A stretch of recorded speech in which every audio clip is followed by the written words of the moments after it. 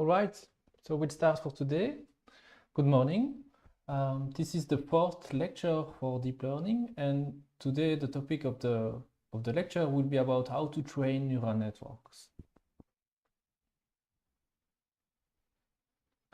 So the agenda will be basically to try to answer the question, which is how to optimize the parameters of a neural networks in a way which would be efficient. So if you remember from 2 weeks ago, I've already introduced the generic recipe that you should use to train neural network. We sketched stochastic gradient descent as a way to optimize the parameters. This is what we'll review today again. And then last week, we covered a very important element in deep learning, which is automatic differentiation, which is the algorithm or a family of algorithms that you can use to obtain gradients that then you can inject into optimizers. So this is what we'll see today. What are these optimizers? What are these optimization algorithms that you can use, that we use in deep learning? The second part of the lecture will be about initialization, which is how do you initialize the parameters of the neural network before optimizing anything. And you will see that this is actually quite important. It's not that important when it comes to just optimize convex functions, but in the case of neural networks, you will see that not initializing properly the weights may just lead you to not be able to optimize anything. And finally, I will quickly give you a few comments about normalization and why it is important in neural networks. Again, if you have questions, do not hesitate to ask me either on the YouTube chat or on Discord. All right, so we'll start with the first part about optimizers. So if you remember, one of our goals is to optimize to minimize the training error. So this is what we call the empirical risk minimization principle. And we saw together that this is something which is good to do. If you minimize this, then you know that you should arrive to a solution which is not too far from the one that you really care about, which is the one that minimizes the expected risk, the test error. And so that minimization problem, we formulated it as the one of minimizing some function, which is a loss function, which depends on parameters theta. In this case, the theta parameters are all the parameters that appear in a neural network.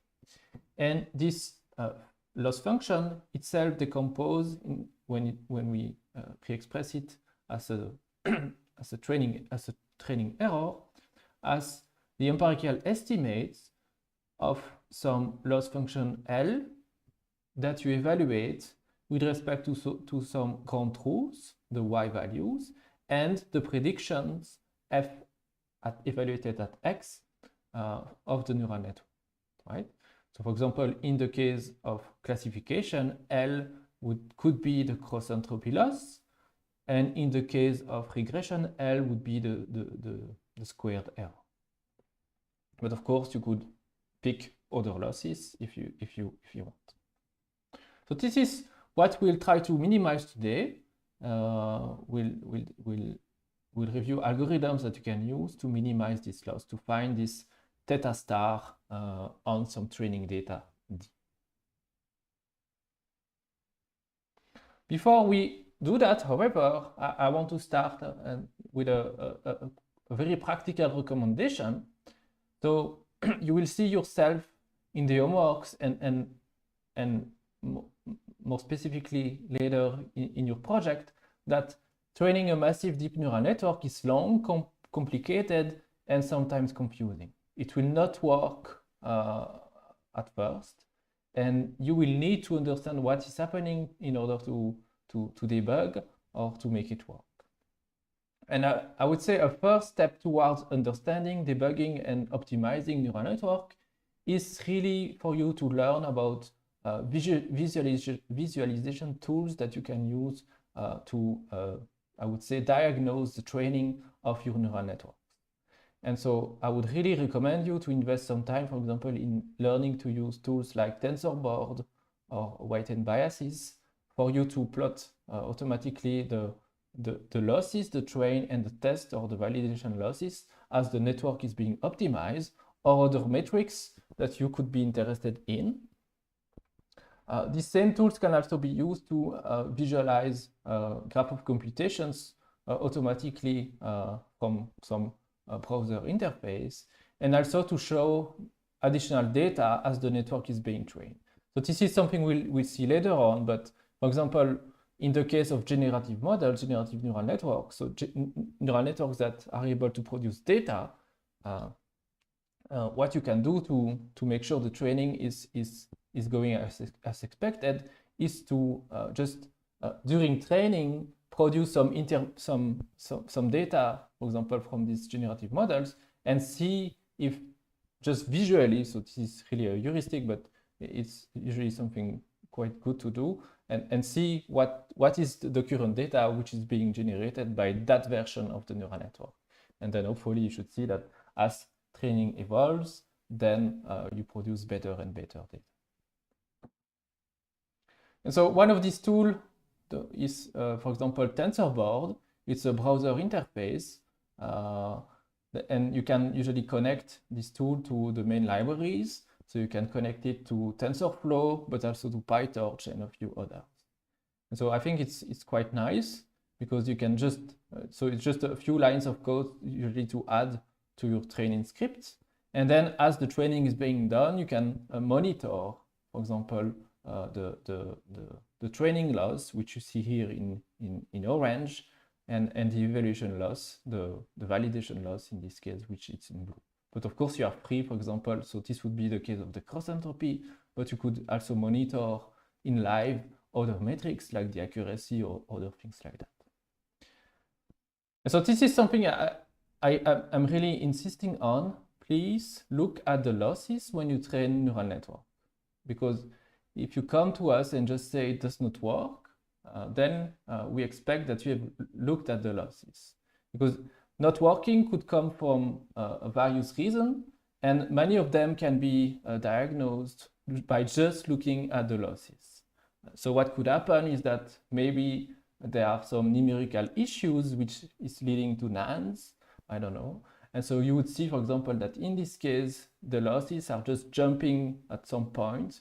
For example, you see that here it's decreasing, but what could happen is that it just jumps back to a very large value. And this is often indicative of either numerical issues or exploding gradients or other things like this.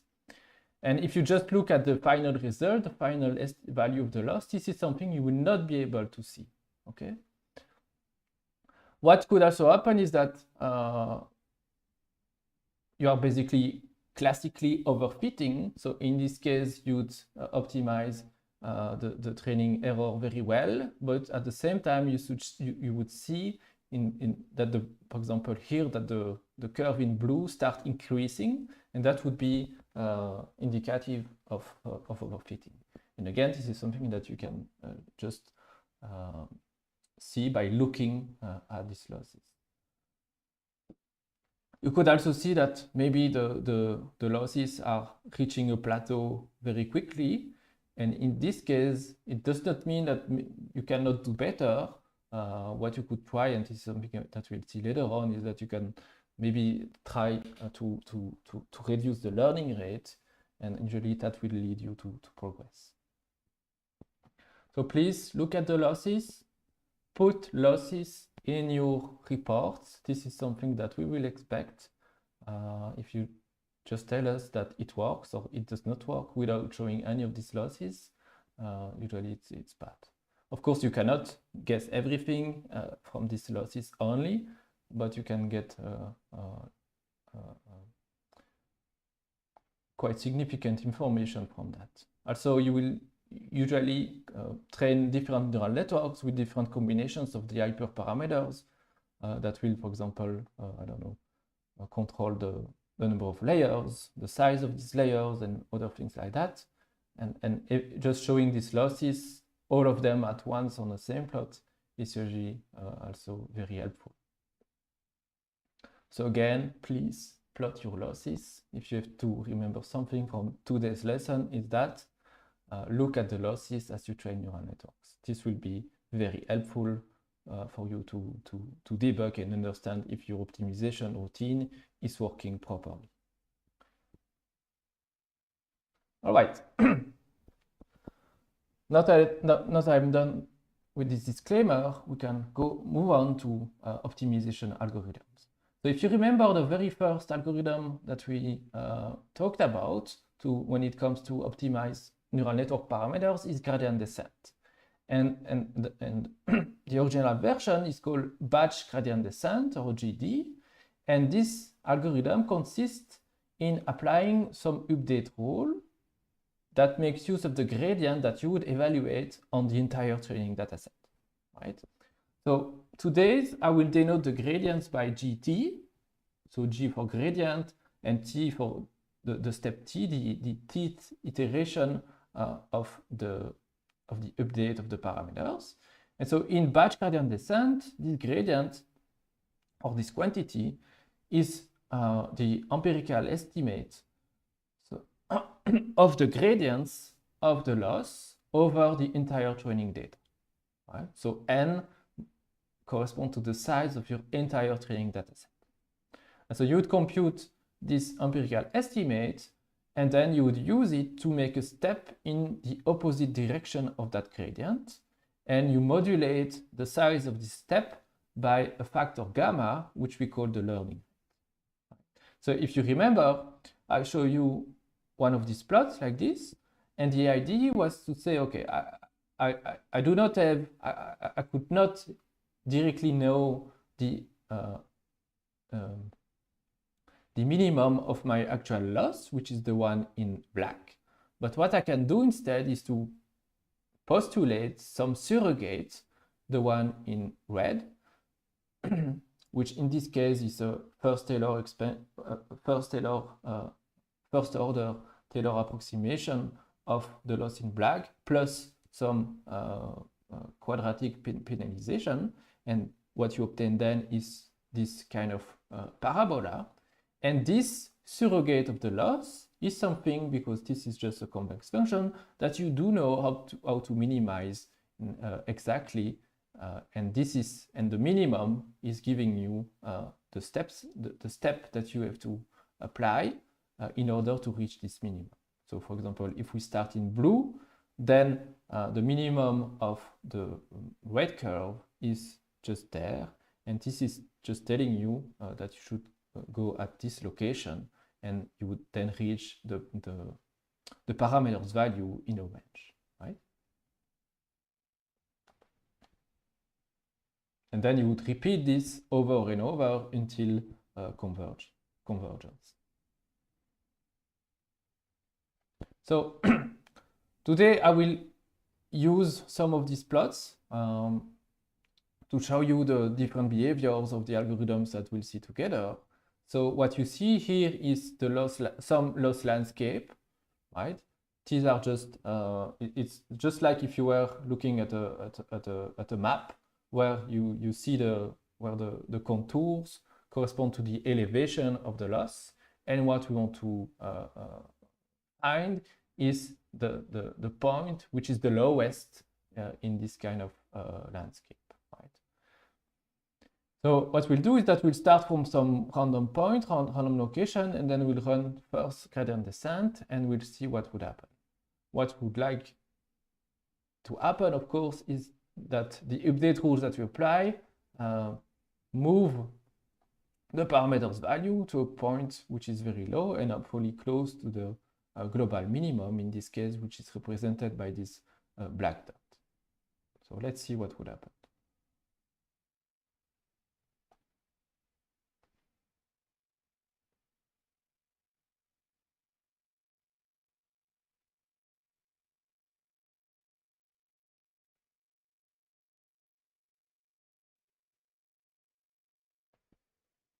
So you see that the algorithm works, hopefully. So that's a relief. We start from some location and then we move towards the minimum, and we get closer and closer to it. What, however, you can also see is that when you reach a region which is very flat, like the one here, then it will take more and more updates because the gradients that you use here, they are all close to zero, right? So the steps that you will make will be small, and you will need many more of them in order to reach the exact minimum of that function. But still, you will converge if you apply the update rule for long L. All right. Now, if we just think about this update rule from a computational point of view, right, where we compute the gradient of the loss as the empirical estimate over the entire training data of, for example, the cross-entropy loss, then of course it makes sense, because what we obtain is the exact gradient that will lead us to the minimum of the loss. But at the same time, we do know quite well that it might be it might be quite inefficient, and in particular as the size of the training data is getting larger and larger. So as n increases, which is typical in deep learning, because we would be dealing with data sets made of hundreds of thousands or millions of training points. So that means at every step that you would have to make, an entire pass over these millions of samples, and that would just be quite computationally expensive. And also, if you remember, maybe actually this is something we don't really want to do, because minimizing exactly the training error, right, is not what we really want. What we really want is to optimize the test error, the expected risk, right? And so maybe we don't need to compute these exact gradients, right? Also, what usually happens is that, okay, what we saw 2 weeks ago is that we could just use an unbiased estimate of the gradient, and actually any partial sum of, so if instead of looping over the entire training data, I was using some partial sum of, so I would just be using a subset of the samples, I would still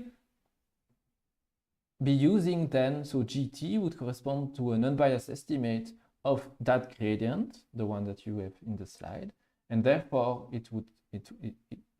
we hope that it would still work, but it would still work. We can show that. And so based on this, the idea of now stochastic gradient descent in opposition to batch gradient descent consists in updating the parameters after every sample, right? So the quantity GT now would no longer be defined as the empirical estimate of the gradient as computed over the entire training data, but what we would do is that we would pick some random pair from the training set. So we would pick a pair X and Y, and then for this data point, we would compute the gradient of the loss at this point, right? And this is the gradient that then we would use and plug in inside the update, right? And so this is something we showed already as well. This is an unbiased estimate value of this quantity where the distribution is with respect to all the random choices, all the random training pairs that you could have selected, right? This expectation is equal to this gradient. And therefore, it's an unbiased estimate, right? So if we do that and then compare gradient descent against stochastic gradient descent, let's see what would happen.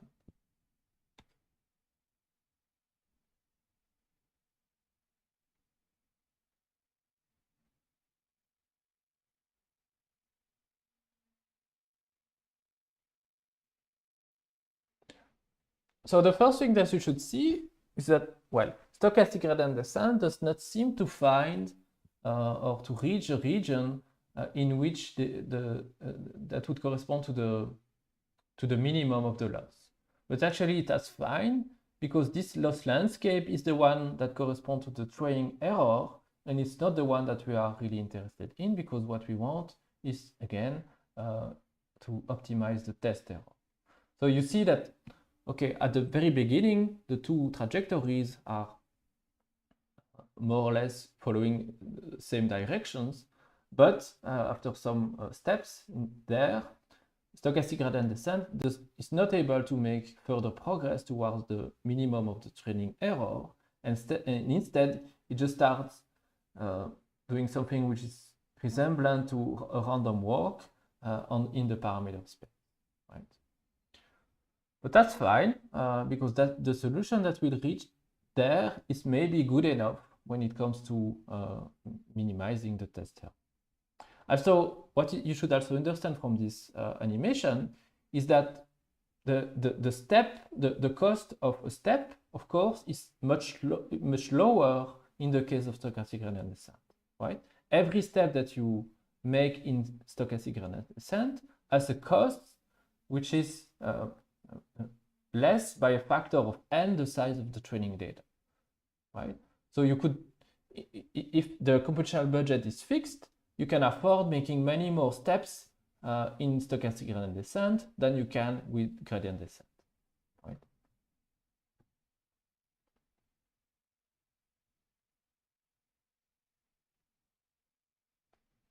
So while being computationally faster than batch gradient descent, what we see is that gradient descent used by, what we see is that gradient estimates as used by stochastic gradient descent can be very noisy, but actually that's a good thing, because that may help escape from local minima. This is something we'll see later on in a demonstration of this algorithm.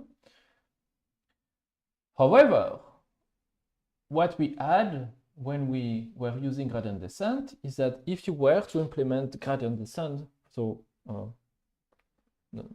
really the vanilla gradient descent, what you would do typically is to implement this loop, not by having a Python, some explicit loop that you would write in Python, and then through which you would iterate yourself over these training samples.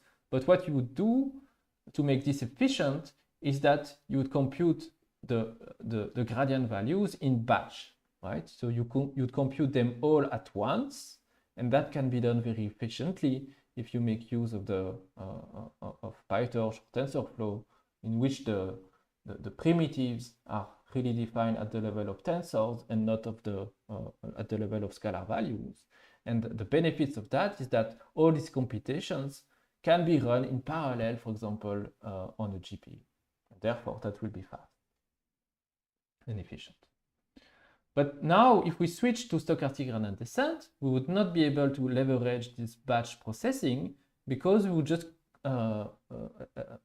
select one single sample from our training data that compute the gradient, and then apply the update from this using this gradient, right? And so never we would have to, we would leverage the computation power that we have, for example, in GPUs.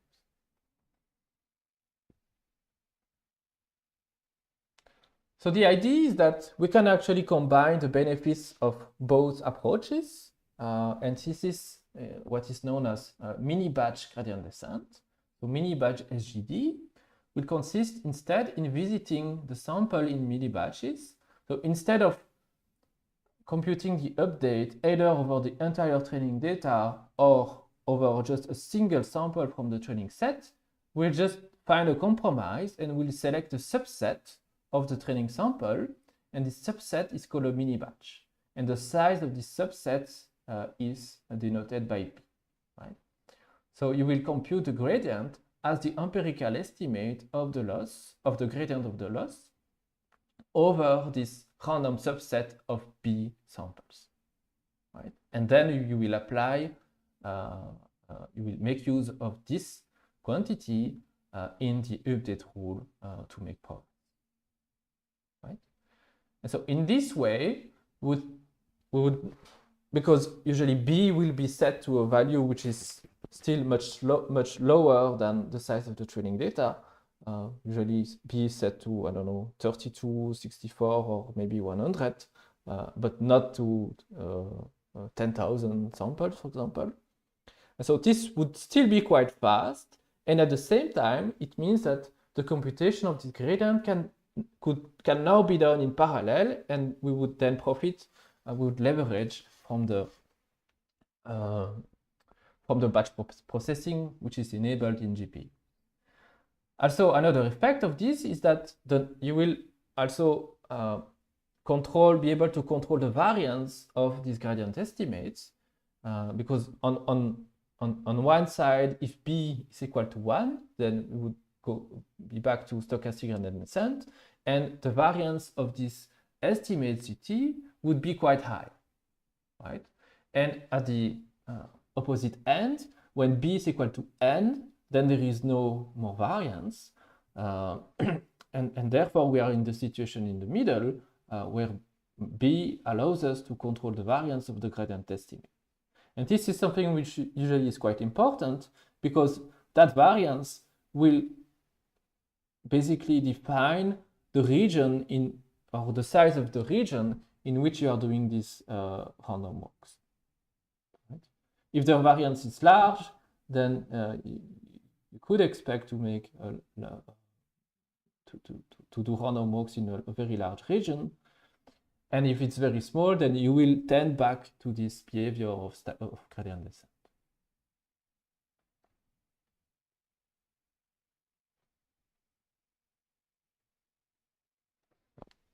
Right? So as I said, increasing the batch size B would reduce the variance of the gradient estimate, and then at the same time also enable the speed up of batch processing. Of course, how you set B together with the learning rate gamma is quite important, but the exact interplay between these two quantities is still quite misunderstood or not clearly understood in deep learning. And so usually we are using default values, or we know a good range of values that that have shown empirically to work quite well. But really, to have a good understanding of how these two quantities place together is still something that the research community has to understand. All right. So moving on, in these two algorithms, gradient descent and stochastic gradient descent, we have assumed that we knew the learning rate gamma, right? So this is something you will have to do yourself when it comes to training neural network. You will have to set the learning rate that you use in this optimization algorithms. And when you do that, implicitly what you are doing is that you are making assumptions about the magnitude of the local curvatures of the loss, right? And in the case of stochastic gradient descent and gradient descent, what would happen is that also we would be using the same learning rate to update all the parameters, right? So technically you would assume the isotropy of the curvatures so that the same step size gamma makes sense in all directions. So let me maybe show that on a plot. Let's see. Yep.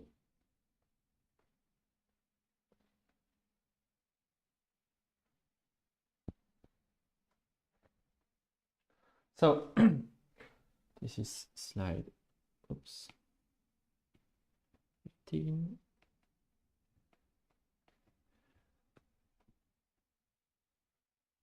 So if you remember, what we have is something like this, where this would be the parameter, this would be the loss value at this parameter, and maybe we have something like this. This is the loss, right?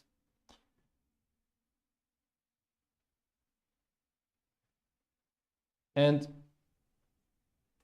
So what I want to say is that when you, let's say we are at this position currently, so implicitly when you use this algorithm for a fixed value of the learning rate, what you are saying is that, okay, you are postulating some surrogate model, which maybe would look like this for some value theta of the gamma, sorry, of the learning rate, right? But implicitly, this surrogate model that you are assuming, it makes assumptions about the curvatures of the loss, right? You could have said that maybe, or you could have used a much larger learning rate, right? And in this case, if you use a much larger learning rate, that would correspond to maybe have something which looks like this, right? And you see here that of course, this surrogate is not very good because it's making it's obviously wrong because it's not capturing the details, or it's too coarse for the actual variations of the loss, for example, in this region, right?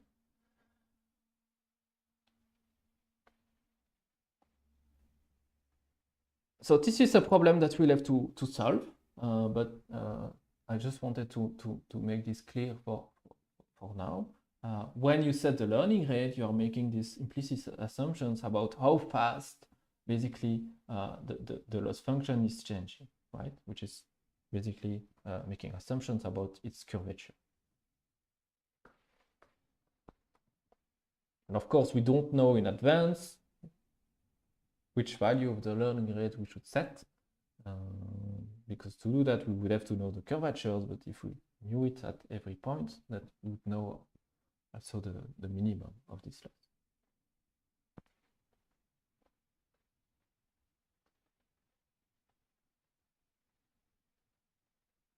All right. Then the second point was about the isotropy of the curvature. So let me show you what does that mean. Let's say that this is our loss, right? Or the level sets of the loss, and we would apply gradient descent with a learning rate of 0.01. So if we apply the recipe that we've just seen, we would start, for example, from this point at -2, -2, and we would go straight towards the minimum, right? And that would work. But of course, in practice, we'll be very rarely in a very rarely we'll have a loss which is which would look like this. It could happen, and this will be typically the case, that some of the directions, so along some of the parameters, so along some of the dimensions of the loss, the landscape is squeezed, and in other parts or for some other dimensions, it's much flatter, right? And so in this case, we would not have the isotropy in the curvature. But if we apply a gradient descent now using a same learning rate gamma of 0.01, this is what would happen. So what you see is that along this direction, the y direction, it's moving very fast because here the learning rate gamma of 0.01 is appropriate, but on the other end, along the direction of x, this other parameter, then the progress is much, much slower, right?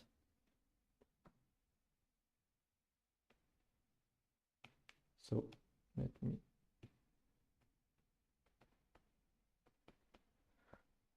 And so to understand this, so what we do have is something like this. So again, this is our loss, but now we would have, for example, theta 0, theta 1, and we would have something which looks like this ellipsis, which correspond to the level sets of the loss. Now, if you look at the loss along one of these two parameters, right? So let's say, for example, that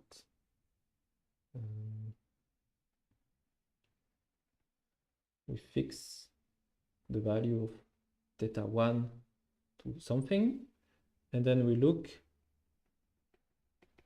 at the loss in this slice, right? What we would have is something like this.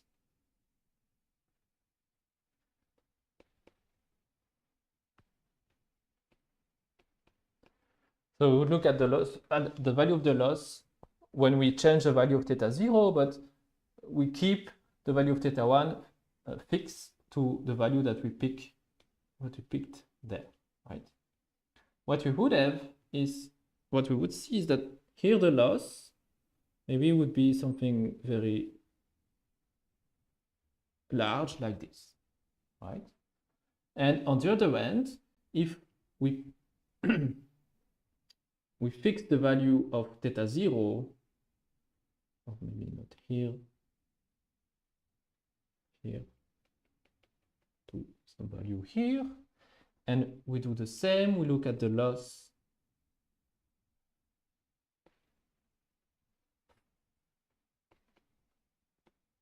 with respect to theta 1 when theta 0 is fixed, then the curvature would be squeezed in this case, and we would have a loss which looks like this, right? But so that means, now if we, given these two situations, if we insert the surrogates, we would have, for example, a surrogate here, right? Which would be maybe just right, given that particular curvature along theta 1, right? Because in just a few steps, we would move towards the minimum. But at the same time, since the learning rate is shared across all dimensions, that means we would have something which is similar here, right? And that means to reach this point here, that would be the minimum, right? We would need to make many more steps, right?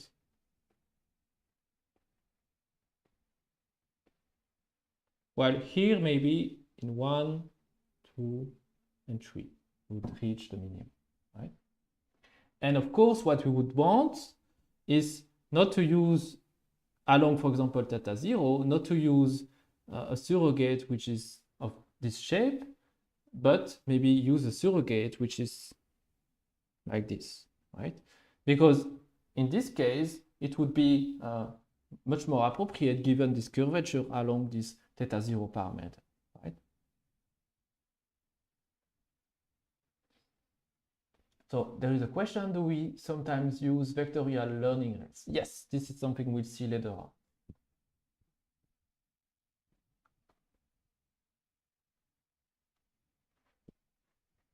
All right, so let me switch back. So you have this problem.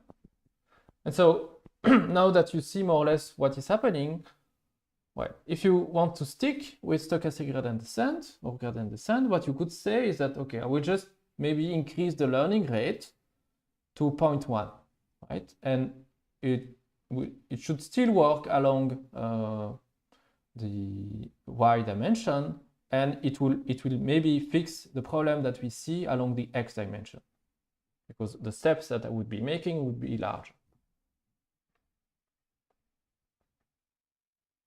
And indeed, in this case, that would work quite well. However, the issue is, how do you know you should set the value to 0.1 and maybe not 0.2, 0.3, 0.4, right? So unfortunately, this is quite tricky to set. So if gamma, the learning rate, for example, was set to 0.4, this is what you would see. So you see that it's still working, but now you have a new phenomenon that appears, which is that along the y parameter, along the y dimensions, you see that you are making steps that are actually too large, because you are basically jumping on the sides of of the loss, and you are zigzagging around the minimum in this case, right? So if we go back to this, what is happening is that, so let me copy this one.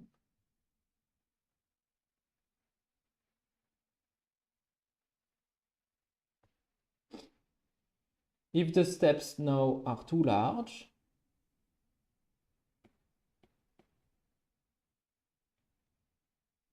right, that means what would happen is that, no, well, maybe we start here, but in one go you would go there, and then go there, and then go there, and so on, like this.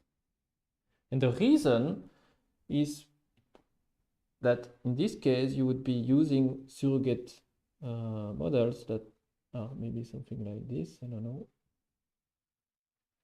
for the first one, right? At this point, for the first update, the minimum would be there, and you would go from this point here towards this one, which corresponds to the minimum of this parabola.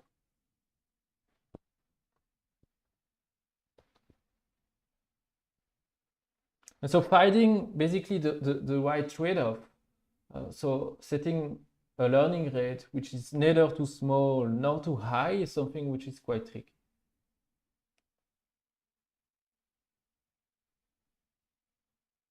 All right, so thanks for the question. So during the numerical optimization class, we saw that we could pick a good learning rate using the Wolf conditions. Can we do that here? So this is exactly what I was about to explain in this slide. So indeed, you could use Wolf conditions as the one you've seen before in other classes, because this one you can use, for example, to design line search algorithms. And this would give you automatically the step size gamma t, which would now be specific to the iteration that you are currently in. And that would also ensure convergence towards a local minima. So you could do that, but if you were to implement this and then try to use that to train deep neural networks, that would be quite difficult actually. Because usually these algorithms, they work quite well when the dimension of the loss of the parameter space is small, right? But now remember that we are dealing with functions over millions of parameters, millions of dimensions.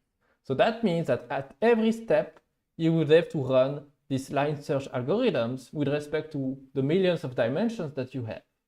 And that's just too much. And so in practice, this is something which would be quite impractical to apply for training deep neural networks, right? Because the size of the parameter space is just too large, and the overhead that it would induce would be too large as well. So again, you would kill your computational budget if you were to use this line search algorithm. And again, okay, let's say you have a very fast computer that allows you to do that in just one instant. Maybe this algorithm would just be too good at minimizing the training error again. And this is something we don't want. We don't want to minimize the empirical risk exactly. We want to minimize the expected risk.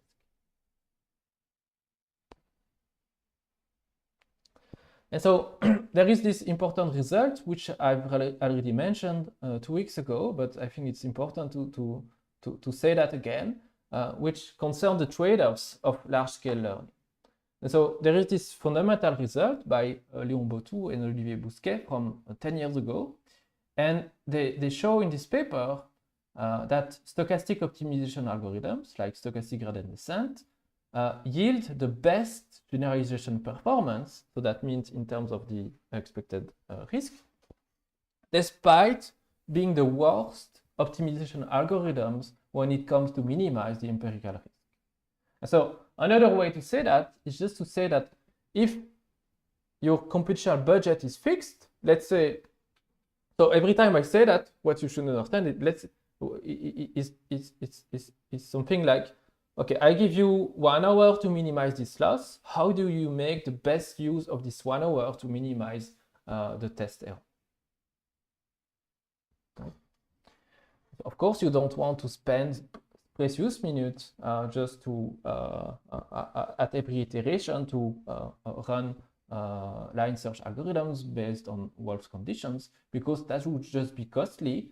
And maybe you would make a step which is quite good, but you would not be able in total to make many of these steps, right? And so in the end, you would not have reached a good or very low test error, and maybe not even a low training error, right? And so for a fixed computational budget, stochastic optimization algorithm reach, and this is something they show both by looking at the complexity and the conversion rates of this algorithm, but also empirically on a few problems. So they reach a lower test error than more sophisticated algorithms, and by that I would mean second-order methods, line search algorithms, and things like that, right? And the reason again is that this other more sophisticated algorithm would fit the training error too well, or would consume too large a part of your budget of computation at every step. And so to convince you, this is a plot that exactly shows this. So if I'm not mistaken, this corresponds to the training of convolutional neural networks on MNIST. So these images of digits. And what you see is the loss for different optimizers. So the model is the same, the neural network is the same, the only different, what changes is the optimizer. And what you see is the times it takes to reach some value of the loss, right? And so if you apply gradient descent, then you see that you are more or less in this regime. You reach an error which is about 0.25 in maybe half a second or 0.1 second, depending on how many iterations you would perform. If you do stochastic gradient descent, right, what basically is shown in this plot is that it does not work. And the reason would be that in this case, the gradients are so noisy that it's quite difficult to make progress. But if you use this intermediate solution, mini batch stochastic gradient descent, what you see here in green is that for a batch size of 100, then you reach a loss value which is the same as the loss value you would have reached with gradient descent, but in just a fraction of that time. Right?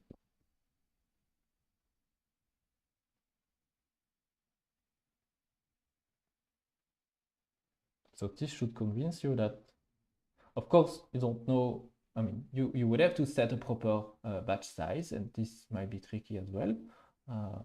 But for batch sizes of 100 or similar, usually this is usually what we use, from 32 to a few hundreds. This usually works very well. Do we have questions so far?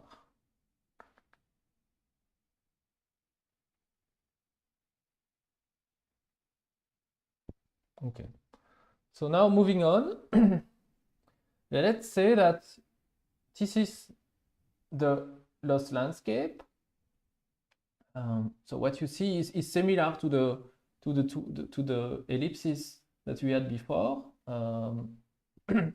Is a direction, so this one, in which it's very easy to make progress, but along some other direction, this one, then basically the loss is very flat, right? And so in this situation, which you call a valley, gradient descent, I mean, it would move very fast on the side, right, of this valley, but to really minimize and reach the minimum of this value, so that would mean moving along this direction, then it would be very slow, right?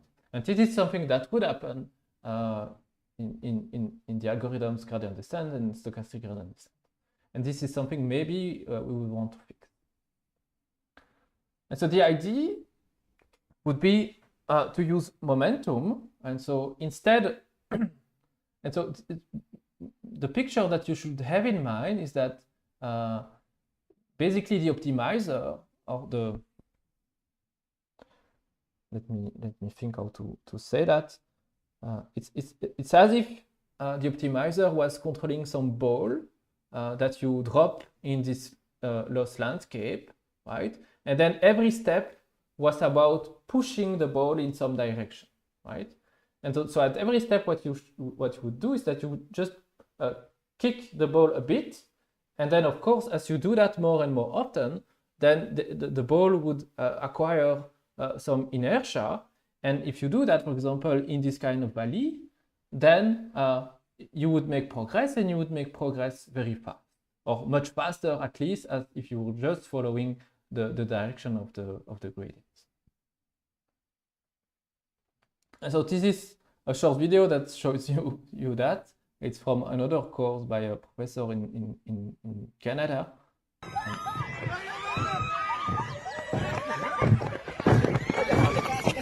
But it's basically this idea. This would be the ball, and we want this ball to arrive to the minimum of the loss. And even though we would be in a valley like this, if the ball has some inertia, then it would be able to make progress, and to make progress very fast. And this is quite nice, because this will not only improve convergence in these flat regions, but in some case, because of the inertia, it would be able also to escape from local minima, right? So if in this region on the grass there was a small hole, right? You can quickly understand that even though this may be a local minima, if the ball has some inertia, then you would just escape from it, right? And you would continue towards a better and lower minimum typically. All right, so formally, so an improvement to gradient descent is to use momentum, which is basically this idea of adding inertia in the choice of the step direction. And so now we would introduce a new variable ut, which would correspond to a velocity, so a direction and a speed by which the parameters move as the learning dynamics progresses. And in this case, in stochastic gradient descent with momentum, you would model this velocity term as an exponentially decaying moving average of negative gradients, right? So at every step, now we would not update the parameters directly using the negative of the gradients. What we would add instead is some velocity term ut. And this velocity term would be first defined in this way. So we would say that at step t, at iteration t, ut is equal to alpha, where alpha is some value between 0 and 1 typically, like 0.9, of the previous value of the velocity at the previous iteration, ut minus 1, minus the kick, the direction and the speed at which we want to modify basically the trajectory of the ball, right? And this is again given by the same term that we are using in gradient descent and stochastic gradient descent. This is minus gamma minus the learning rate times the gradient, right? And so the situation is like this. This is the current value of the parameters, right? So what we would do is that we would look at the previous velocity, which is the arrow in red.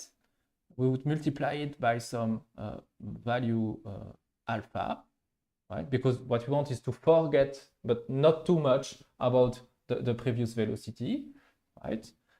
And then we would update this velocity by minus the learning rate times the gradient, so the blue arrow.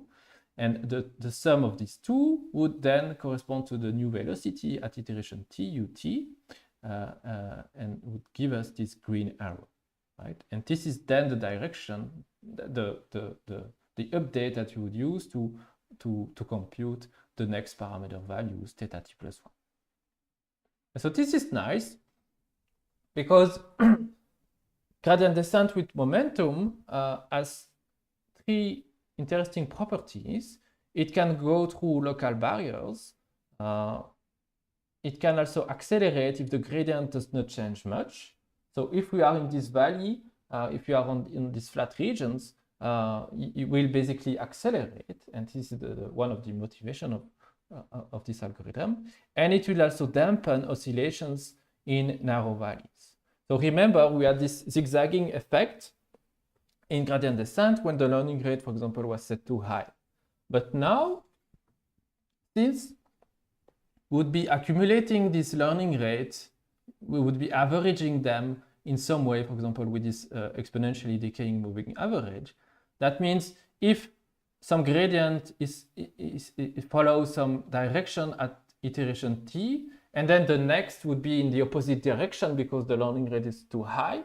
Since we are accumulating them in these velocity terms, they would be basically canceling each other, right? And that would have the very nice effect of basically reducing the oscillations in this narrow valley.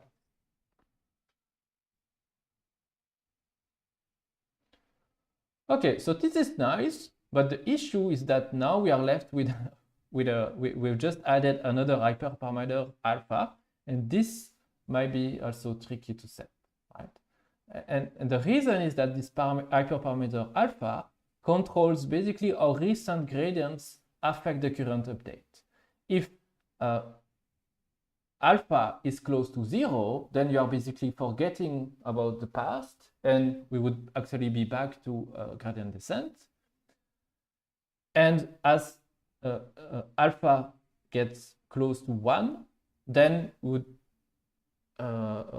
keep track of the entire history. And wait, let me rephrase that.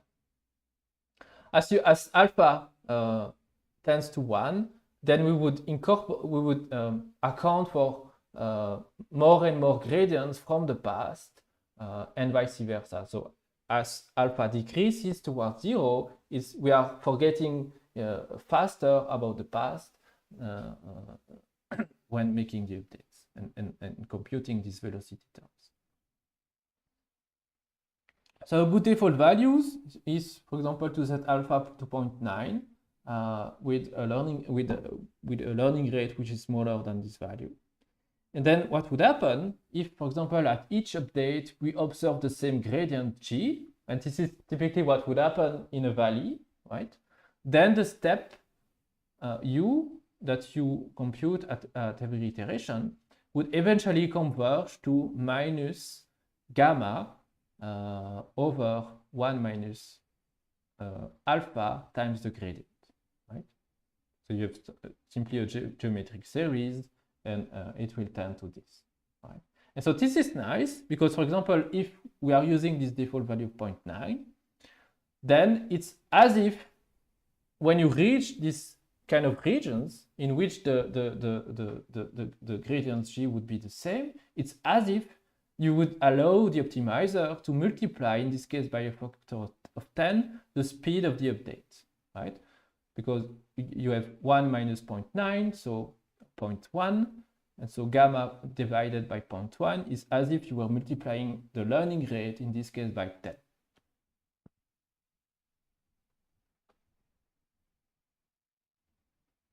Okay, so let's see if that would work.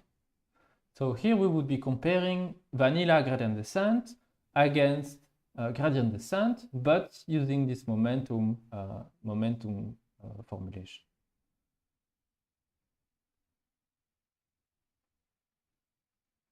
Okay, so this is nice. We see that it reaches the minimum, and actually it reaches the minimum exactly, or almost exactly, which we didn't manage to do before with gradient descent, at least not within this number of updates. But also what you see is that because of the momentum, there is some inertia which is created, right? And you might be zigzagging a bit more than maybe what you would want compared, for example, to the blue trajectory of gradient descent. But still, the algorithm, the optimizer in this case, managed to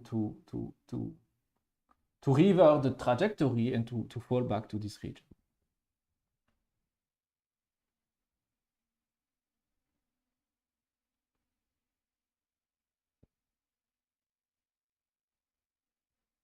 So what time is it?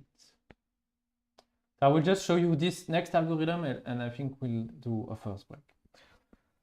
So we just saw one way to add momentum to gradient descent, but there is another formulation which is known as Nesterov momentum. And so it consists basically in instead of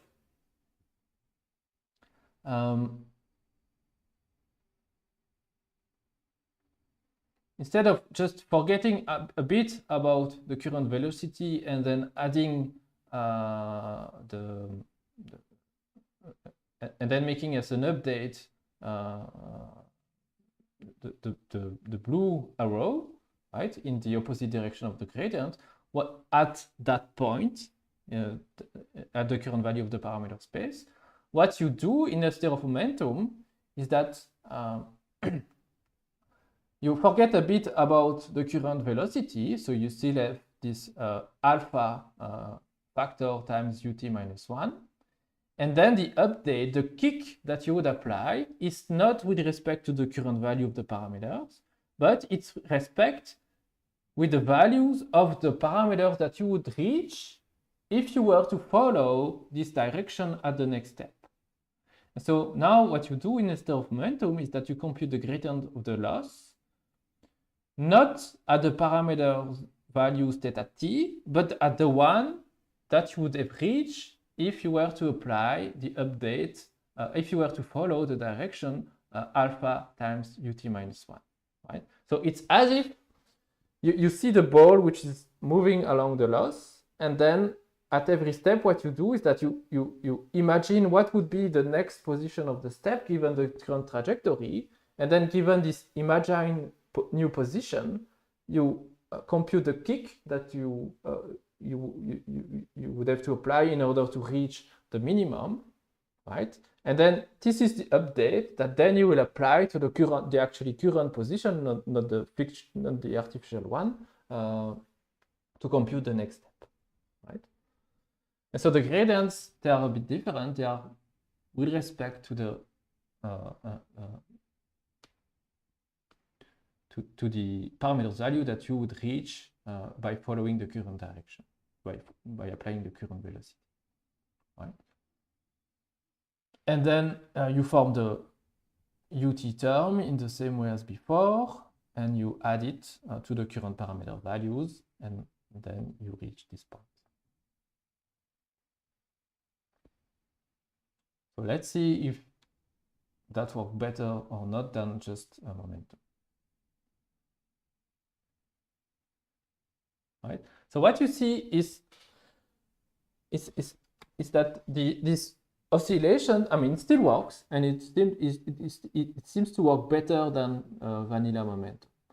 What you can also see is that if you look at the curvature of the yellow one against the green one, so Nesterov against momentum, is that the curvature does not seem as severe as the one we had with momentum. And the reason is that because we are anticipating by one step the next position of the parameter's value. And because we anticipate, we are fixing in a way a bit earlier the trajectory of the optimization. And this is why the oscillations are a bit smaller in this case. Because you compute the updates with respect to, it's as if you know that you are there, right? If you follow the current direction, you would follow the green trajectories. And so what you do is that you compute the update that you would have to apply to reach this. So you would have a direction which is like this, and then you would apply it not here, but here at the current parameter, right? And so you would fix a bit, you would fix that problem a bit.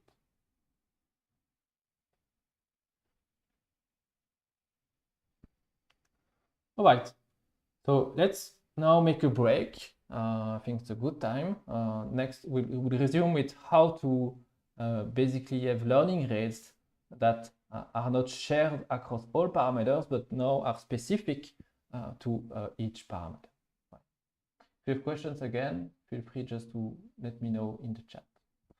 So it's, let's resume in 10 minutes at 10:20.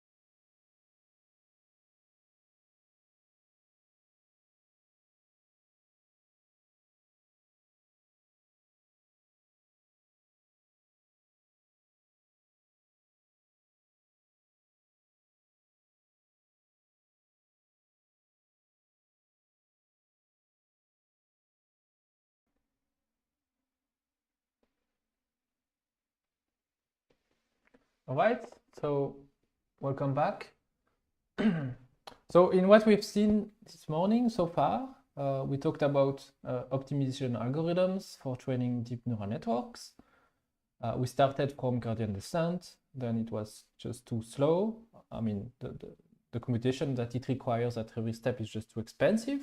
And so we fixed that by introducing stochastic gradient descent, but it was too noisy, and we fixed that again using mini batch stochastic gradient descent. However, what we saw is that, well, depending on the curvature of the loss that we want to minimize, there might be situations in which we are not making progress because, for example, the regions in the parameter space is too flat, and therefore the gradients are too small, and so that just make things slower. And we saw how to fix that by adding some inertia to the optimization using momentum, and we saw two versions of that: vanilla momentum, I would say, and then Nesterov momentum. But in all of this algorithm, what is common is that the learning rate gamma is the same across all parameters. And maybe this is something we don't want to do, right? So vanilla gradient descent basically assume the isotropy of the curvatures so that the same step size gamma applies to all parameters, right? But this isotropic curvature usually is purely artificial. It will not happen in practice. We'll be dealing with situations like this. And of course, this is just for 2 dimensions, but what you have to imagine is that this kind of losses, but across millions of dimensions. And it's very unlikely that the same learning rate would be appropriate for all of these millions of dimensions. So what we want basically is maybe to find a way to dynamically adapt or to adjust the learning rate specifically for each parameter, for each dimension. Right? So we'll see 3 algorithms that are just improvements with respect to one another that aim to implement this or one such mechanism. So the first one is called ADAGRAD. It's an algorithm which was first designed for optimizing convex functions, but it happens to work quite well also for non-convex functions like training neural networks. And so the idea is to have to have a quantity R, right, which is specific to each parameter, right, that would downscale by some factor the size of the learning rate, right? And so this factor would be different for each of the parameters. So R here is a vector which is as large as the number of parameters that you have in your model. And it's defined, this downscale factor, by the square root of the sum of the square of all historical values, so the past value that you have computed for the gradients. Right? And so you start with some value, for example, at 0, and then at the next iteration, what you do is that you just accumulate the sum of squares of the gradient. And you put that into the value of RT. And then when you make the update, what you do is that you do not just multiply the gradient by gamma, but you reweight, you adjust this value by 1 over the square root of this quantity RT. And the intuition is as if you had a budget, some budget that you can use to make progress along any direction. And once you exhaust this budget, then progress will stop. And so so basically what will happen is that at the very beginning this value will be very low, and so you would just use a value which is close to the learning rate gamma that you have set. But as you progress towards a minimum, then these quantities RT will get larger and larger. And at some point, they will be so large that the learning rate will be very small, right? And in this case, that would mean that you've exhausted the budget. So you've exhausted basically the distance that you can travel along that direction. And in this case, it's as if the learning rate was dynamically decreasing given the progress that you've made so far. Right? So AdaGrad will basically eliminate the need to manually tune the learning rate, and most implementation will use will combine that with the learning rate gamma with a value of 0.01.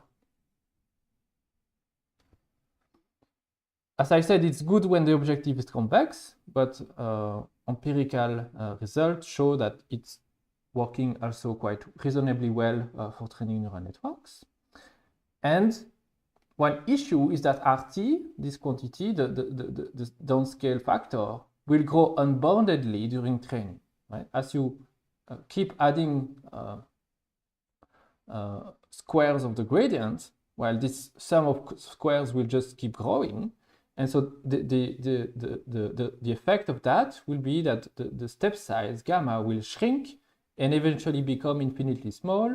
And when that happens, then the optimization, you will not be able to make further progress along this direction. So a way to fix that is, instead of accumulating the sum of squares, what you can do is to accumulate them using an exponentially decaying average of the gradients. And so you would still accumulate squares of the gradient, but you would do so by forgetting a bit about the past values that you've accumulated.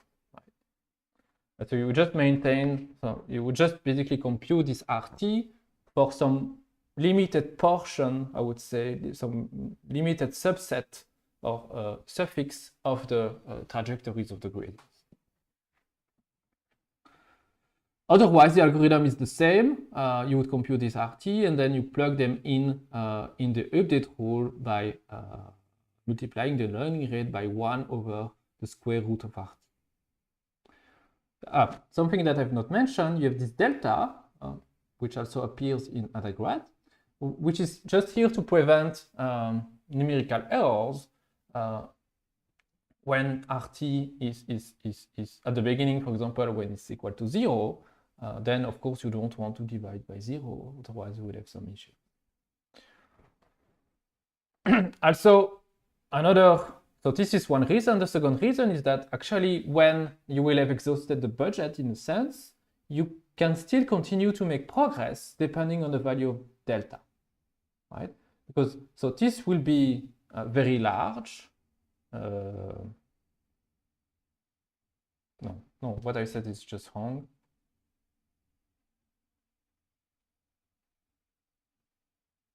No, forget what I said. Just there to prevent dividing by zeros at the beginning of training. Yeah. Okay, so instead of accumulating the sum of squares, you can average them in this way. That would lead you to RMS prop. It usually performs better in non-convex setting, and one advantage, because this is precisely what this algorithm tries to solve, is that this RT will not grow anymore unboundedly, right? So that means the updates will not shrink towards 0. Right? And so you will keep making progress using this variant. Then finally, you have Adam, which is basically very similar to RMS prop, but you add this momentum strategy to the optimizer, to the update rule. So let's start with, so this is defined with this set of equations. This is the update rule. It's exactly the same as RMS prop. except that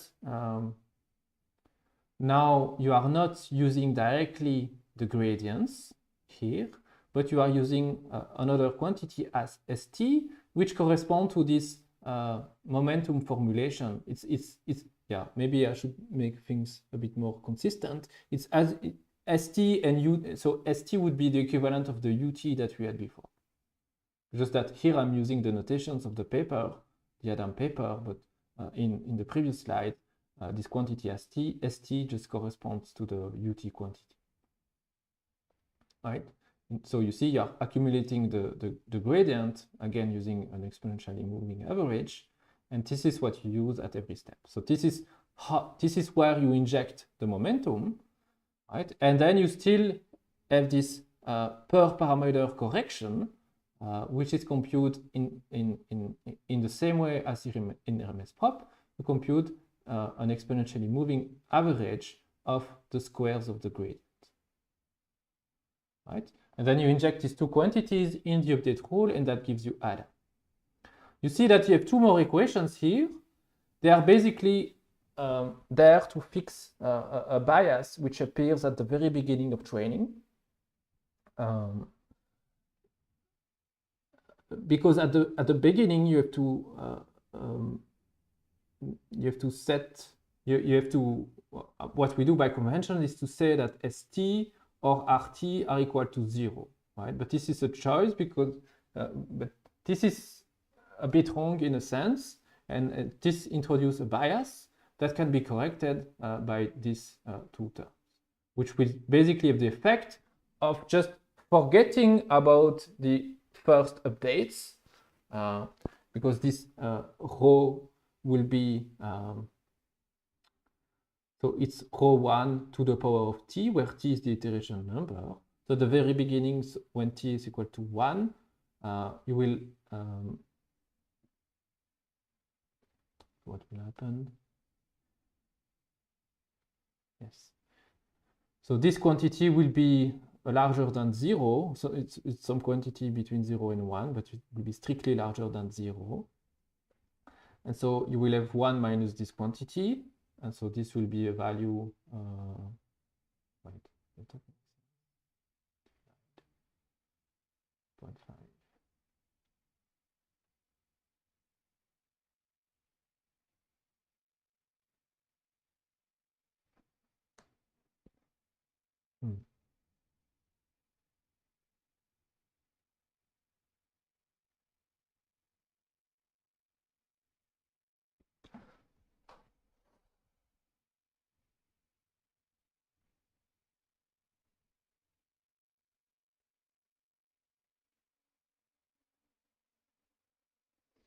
Okay, I'm not sure about why this is disappear at the numerator actually, and not in front. I would have to look it up, but this is not too important. What you have to know is that these two terms are there to fix a bias which is due to the initialization of the algorithm, and it's as if you were forgetting the first updates.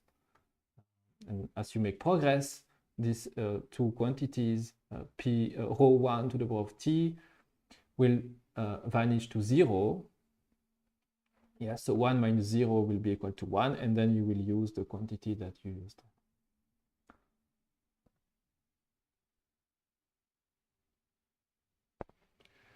Right, and then, okay, so now we have these new optimization algorithms, but it comes with two additional hyperparameters, 0, 1, and rho 2. Default values, which we rarely change, is to use rho 1 equal to 0.9 and rho 2 equal to 0.999. Right? And so this algorithm, Adam, is one of the default optimization algorithms used in deep learning. It's really working very well on most architectures or most problems that we would like to train. To be honest, if you look closely at the literatures, and when you start reading papers about really beating the state of the art, sometimes you see that you may reach slightly better performance using stochastic gradient descent with momentum. But then to make really this work, you would have to adjust, of course, to tune the hyperparameters of this algorithm, and in particular the amplitude of the momentum that you have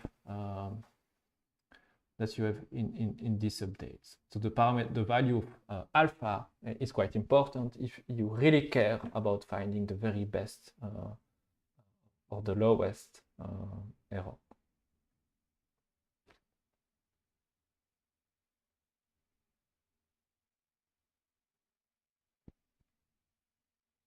So there is a comment from Margot. So S0 is not 0.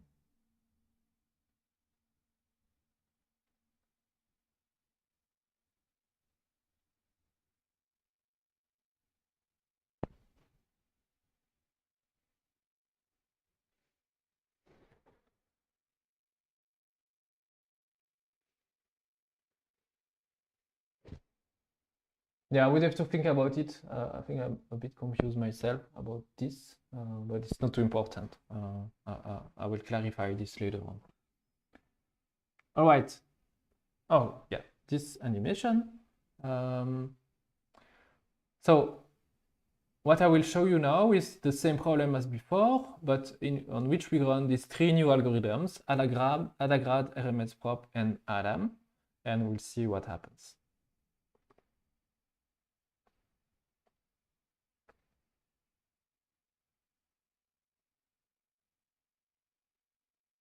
So what we see is that both RMSprop and Adam are much faster than AdaGrad, which is nice.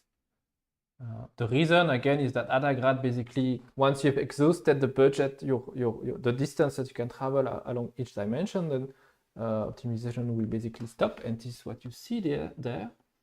You don't have this issue with RMSprop nor with Adam. With RMSprop, this is fixed because you forget a bit about the past, so you keep making progress. And with Adam, we are basically doing the same as in RMSprop, but we add inertia. And this is why you see that initially the trajectory is going much further than the one with RMSprop. It's because of this inertia that we have. But this is nice because, again, this momentum has the effect of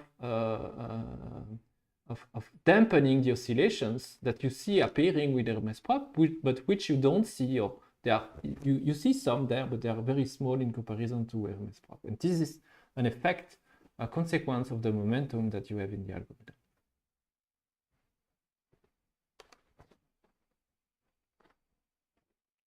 Again, this is just one example, so don't overgeneralize over this. Here, it's working well for Adam and RMSprop, but it might be that on some specific problem, they would not work as well as some others. But a good heuristic, but this is just a heuristic, is to use Adam on most problems, or stochastic gradient descent with a momentum term which is for which the hyperparameter alpha has been tuned. All right, so let me show you a demo now. Don't forget to switch to the other scene.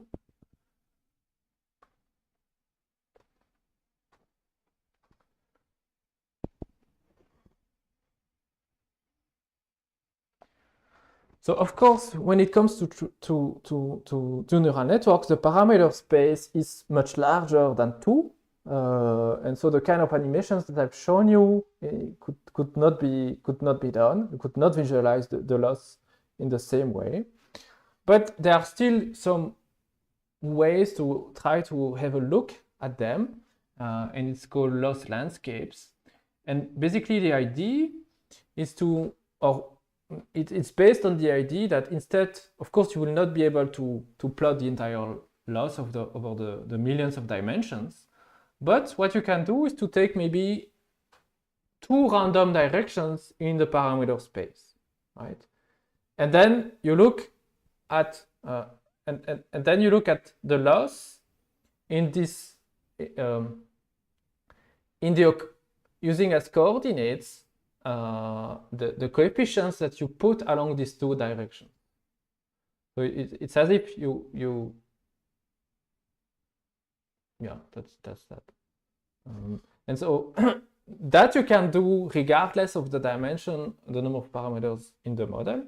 Of course, the two random directions will lead to different views, to different landscapes or intermediate views. And this is one, what you see here is one such view where the model is a convolutional neural networks made of millions, or I don't know, many, but I expect thousands of parameters. We've picked two random directions in this huge parameter space, and then for each, and then we are just looking at the loss along these two directions,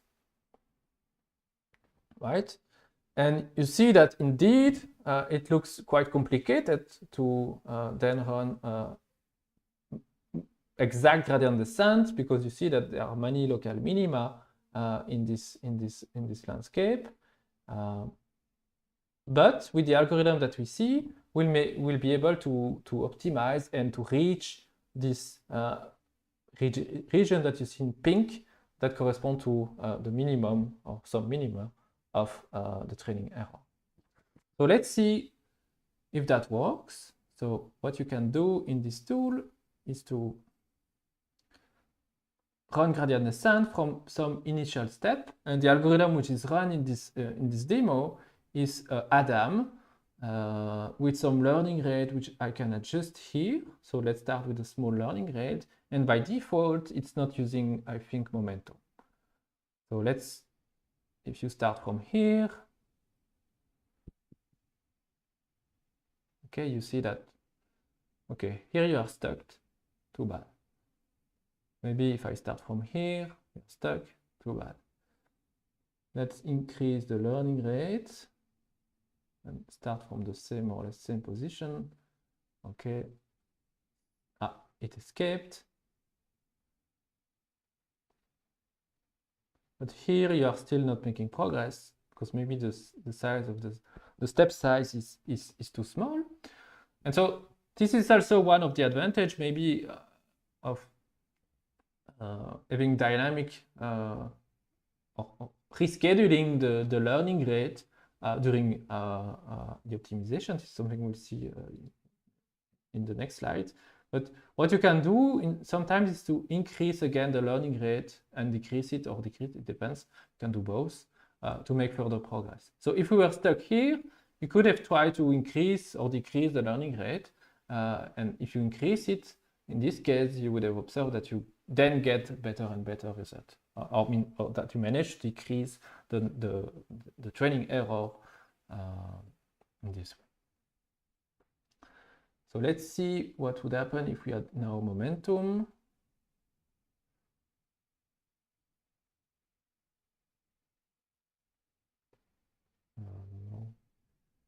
.9. Let's reset. Up, you see that again, momentum really helps because it allows you to evade from the local minima. You remember that before we just stuck in these regions and we could, I was using a smaller learning rate. It's too small, definitely too small. Let's keep something which is close to 1. Yeah, you still need a learning rate, of course, which is large enough, even though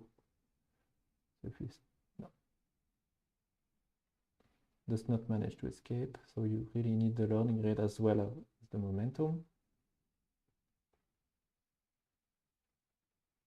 So I really invite you to try to play with this kind of visualization tool in order just to get some intuition about the effect of all these parameters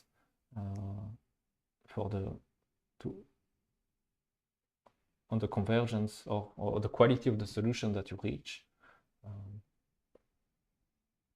All right. So let's go back to the slides.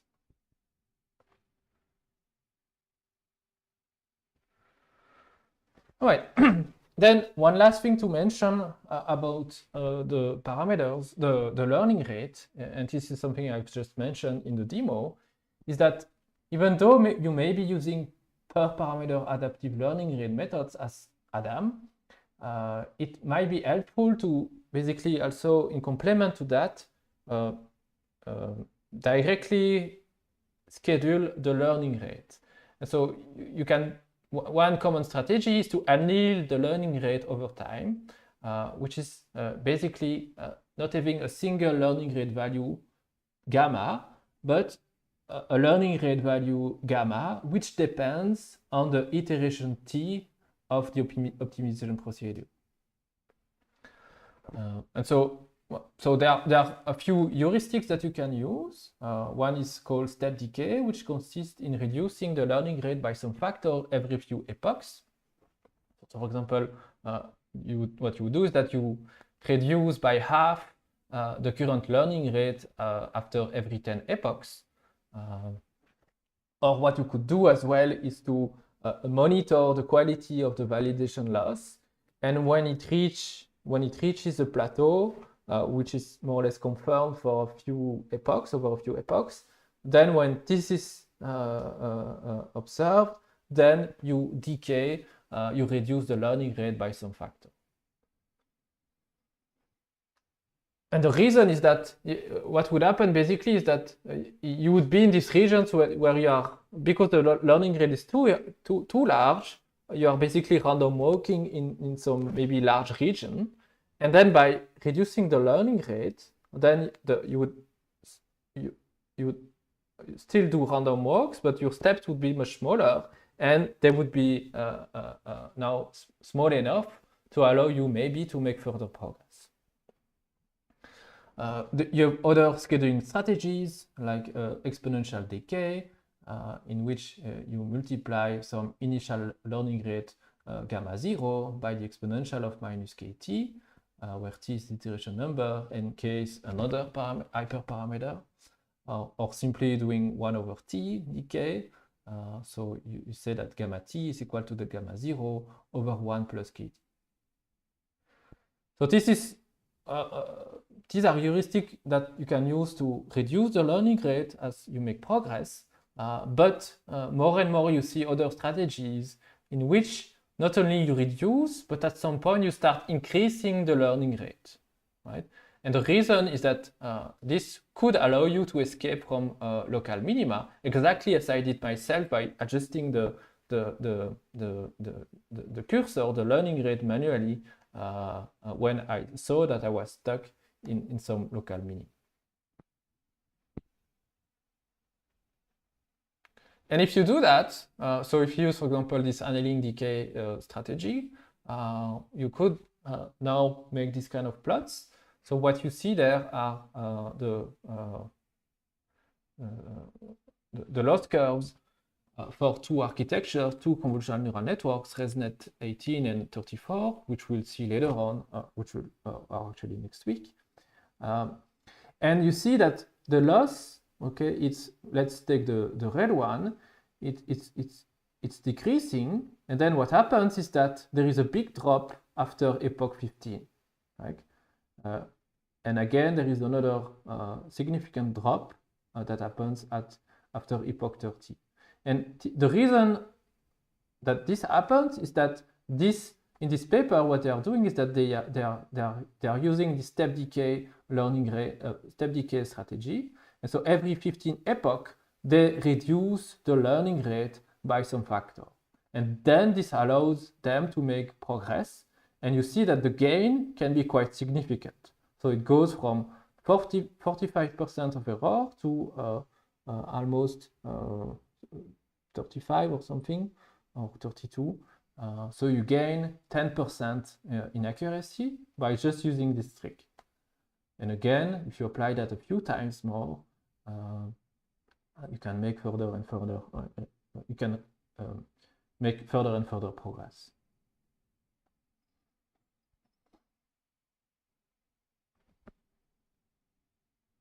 All right. So do you have questions about this first part of today's lecture, optimization algorithms?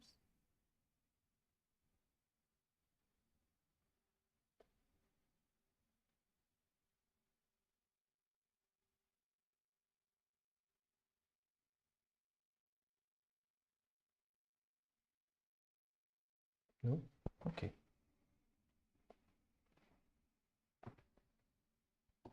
So now we'll move on to the second part of today's lecture, which is about how to initialize the weights, the parameters of a neural network.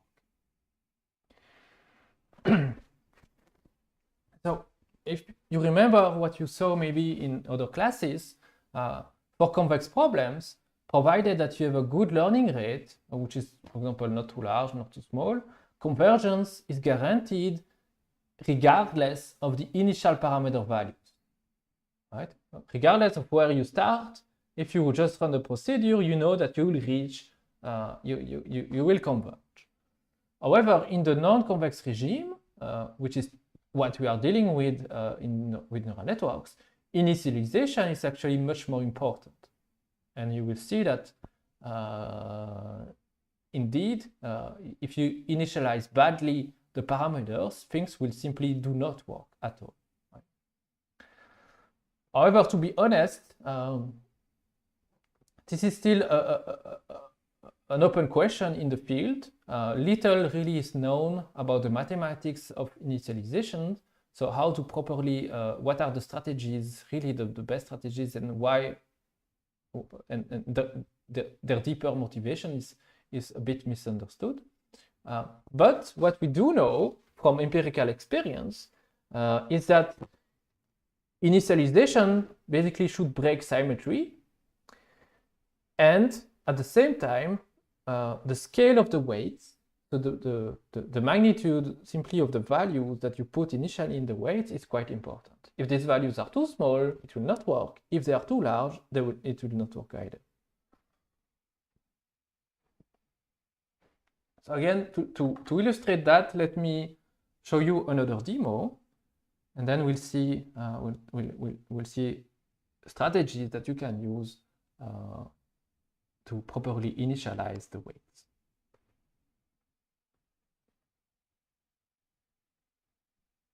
Okay, so I want to know what you would do. So let's say, okay, this is your data set. We want to classify blue points from red points, right? And to do that, we'll be using a multi-layer perceptron of this architecture. So we'll have six units in the first layer, 3 in the second, and then we will have a single output, which would correspond to the probability estimate for the class being red or blue. Right? Now we would be using one of the algorithms that we have just seen to optimize this all these weights, and the loss would be the cross-entropy loss.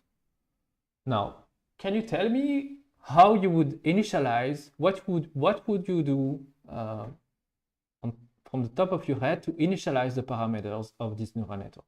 What we have to do is to initialize these dashed lines, which correspond to the weights. You would also have the bias terms, the offsets that appear just when you before the nonlinear activations, and all of them together would be the weights. So what would you do?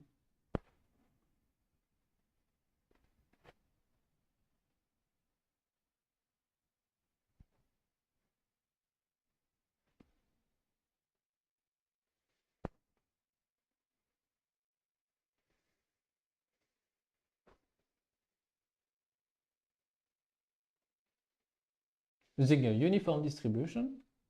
Okay. Which uniform distribution? You would have to set the bounds, the lower and upper bounds of this distribution. What would you use?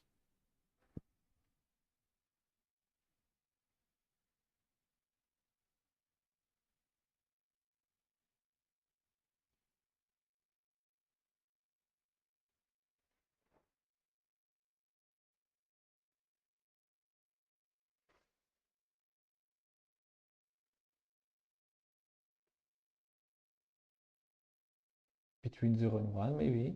Okay. Any other guess?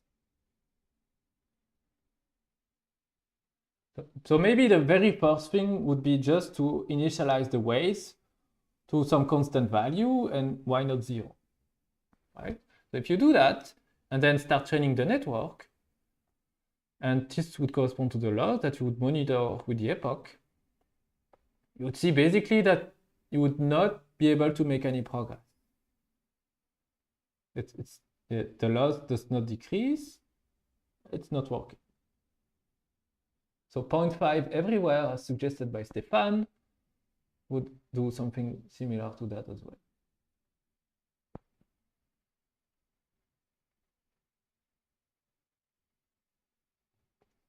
Okay, so the other suggestion by Margot was to use some random values, but we would have to then define the bounds of the distribution, this uniform distribution.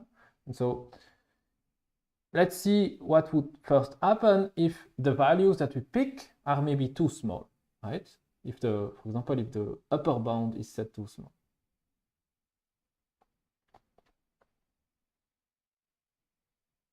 Now you see that, okay, the weights are different from one another. Let me also show you the gradients. So you see that the gradients, they are increasing as you are making further and further progress, but it's taking quite long for the loss to decrease. And finally, we see that the loss start decreasing after 400 epochs for a very simple problem. But eventually we get there and we manage to minimize the loss. Right, and this is the decision boundary that we identify with this neural network. Let me show you maybe the gradients when you initialize everything with a constant. So you see the gradients, they're just all the same and they are equal to 0. So the yellow color corresponds to 0. So it's not working. Now let's see when you initialize the networks with values that could be too large because you didn't know exactly what would be a good upper bound to set. Okay, so now it's converging faster, but you have this quite chaotic behavior at the beginning. And the decision boundary that you identify is also very hectic in a sense. It's maybe not something that you would like to find. Let's see what has happened with the gradient and let's restart. You see that you have gradients that are quite large, either very negative, large value of orange values, or very positive. And now here it's not working. You see that in the second trial, that same with other random but still too large values, it's actually not converging. And what if now we have some magic recipe that tells us the appropriate magnitude that we should use for the weight?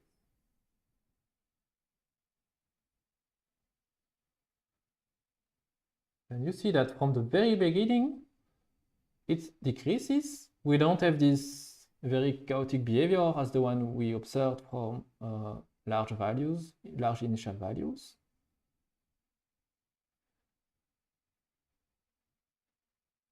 It may take some time, but still it's making progress faster than when we are using too small initial values.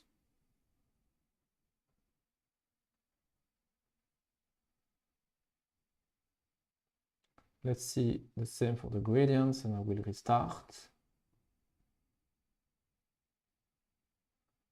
So now you see that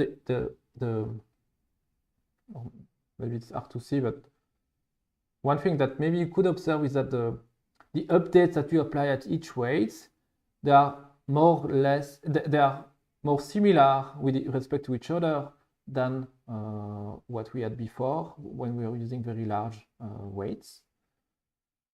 Except that, yeah, maybe it's flickering a bit. The flickering here appears, so what happens is that you have either a negative or positive gradients. So this flickering is basically just correspond to there is some zigzagging along these parameters. If we could look at the loss for this parameter, then we would see it's zigzagging, and this is what we see with the change of colors here. And this is then the solution that we identify, which is quite good.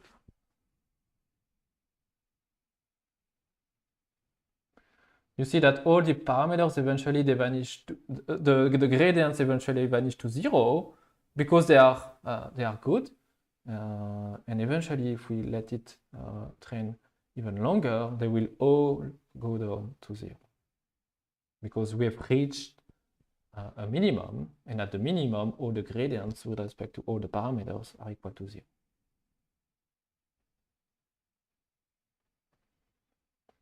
All right. We'll go back to this. There are another demo after. So,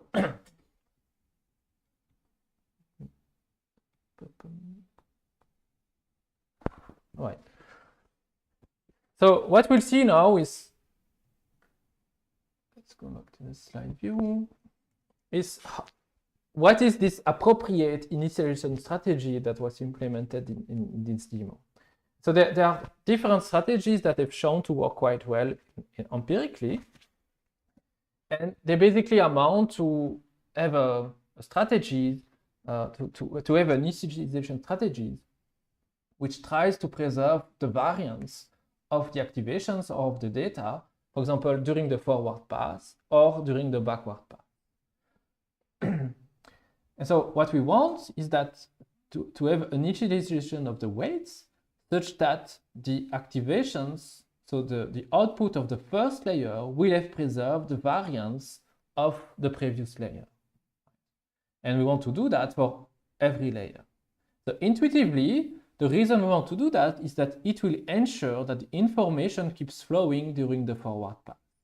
You don't want the signal, the input signal, basically to decay and eventually to disappear before the output layer. What we want is that the amplitude of the signal, in a sense, is preserved across layers. And this amplitude, in quotes, will correspond to the variance of the activation.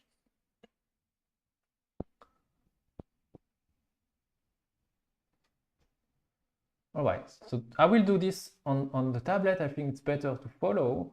So I will switch again. And so we are at slide 42.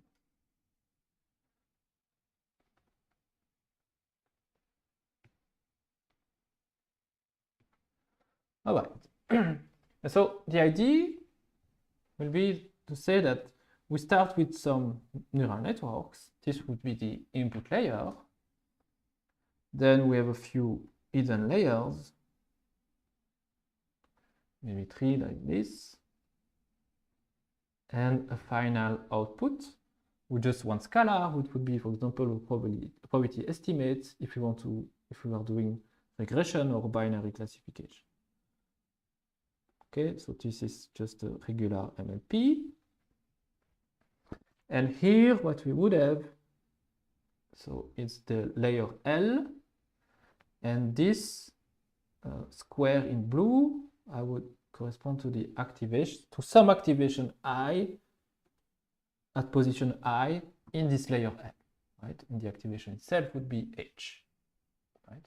So so this would be a scalar, and we would have HL, which would be a vector, and the dimension of this vector would be the size Q, the width Q of the layer L.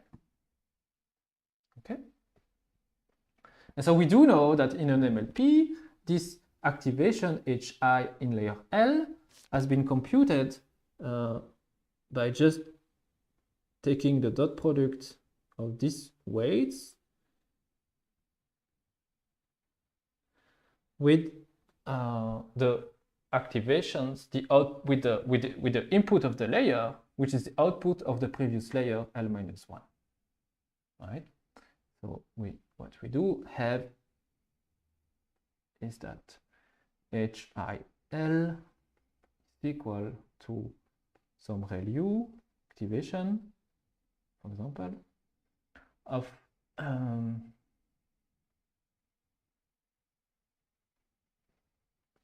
WI, and I'm selecting all the columns, L-1, the output of the previous layer, plus BLI, the offset, the scalar offset that you have in this unit, right? And this, so now we'll make a few assumptions. We'll say that in order to motivate this, how we should set the weights, we'll say that, okay, we'll assume that the offsets are initially equal to 0, and indeed this is something which is often done in deep learning. The offset terms, they are not set to random values, they are set to 0. And then we'll further assume that initially we are in the regime where the activation is linear with respect to its input, so in this case with respect to this quantity. So it's as if we were to say that if this is the ReLU X, we are in the regime where the quantity here is positive, right? And when that happens, then it's as if the activation was not here. And you just pass through the input to produce the output. The activation is the same as the identity operation. And so now it means we can rewrite this explicitly as a sum over the weights, over the input elements. So from J to the number of elements that we have in the previous layer. So we have Q L-1 inputs of this times L-1 J. And here the Wij is one of these weights, right? It's Wij L. Okay, so this is what we saw 2 weeks ago when we defined the MLP. And now what we'll look at is what is the variance of this quantity. So the variance, I will denote with this letter V of HIL, right? It's equal to the variance of how I actually compute it, right? Of the quantity HIL. So it's equal to the variance of that sum J QL-1 of the product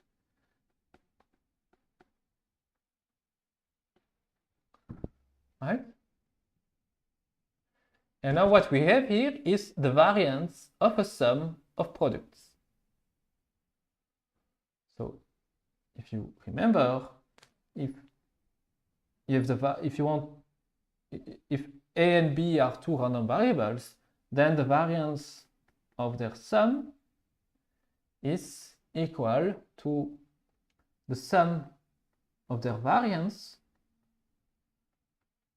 plus the covariance between these two random variables, right? And so this is something we'll use to re-express the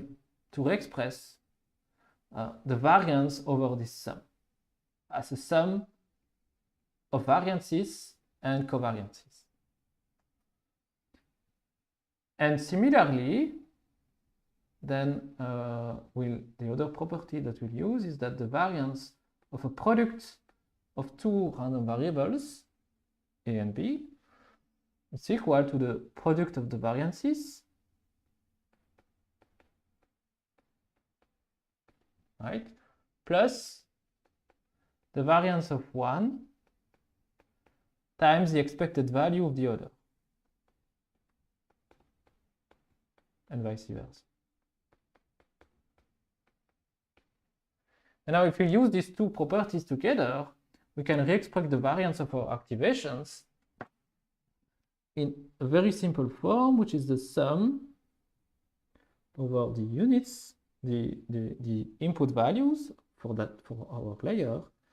So from j equal to 0 to qn minus 1 of the variance of the weights times the variance of hjn minus 1, the variance of the output of the previous layer.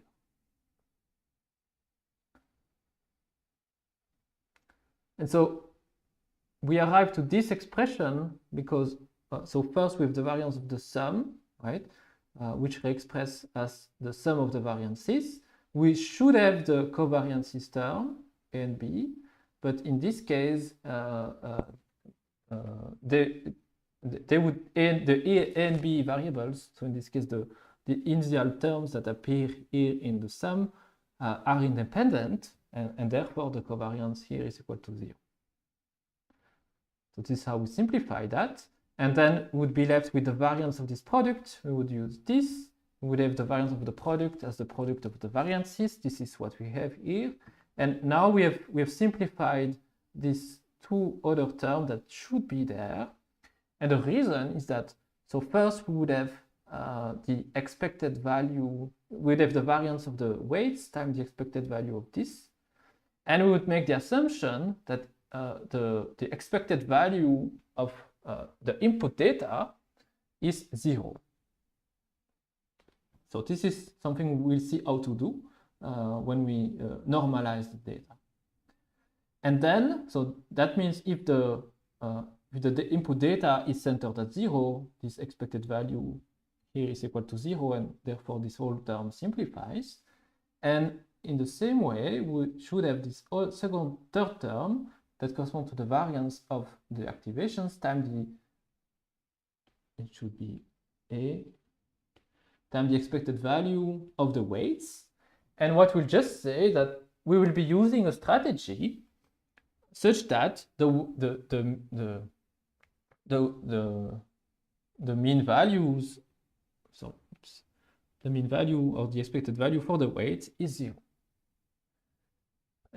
For example, this is what would happen if we were to use a uniform distribution, not between 0 and 1, but for example, between -1 and 1, because this distribution then would be centered at 0, and therefore its mean, this expected value, at least for the uniform, would be equal to 0. Right? And so this would hold, and we could simplify this variance in this way. All right.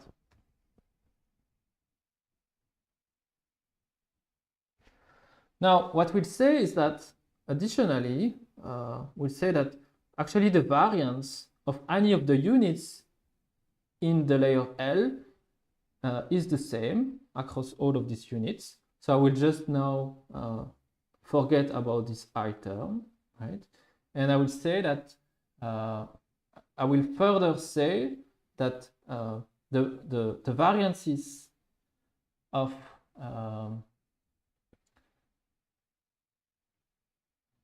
the inputs, are also the same.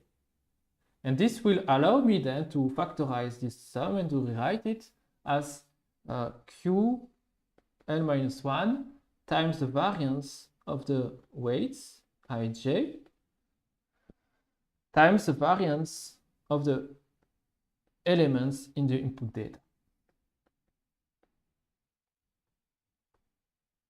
Okay? And now if we go back to our motivation, what we wanted to define is a strategy which will preserve the variance across layers.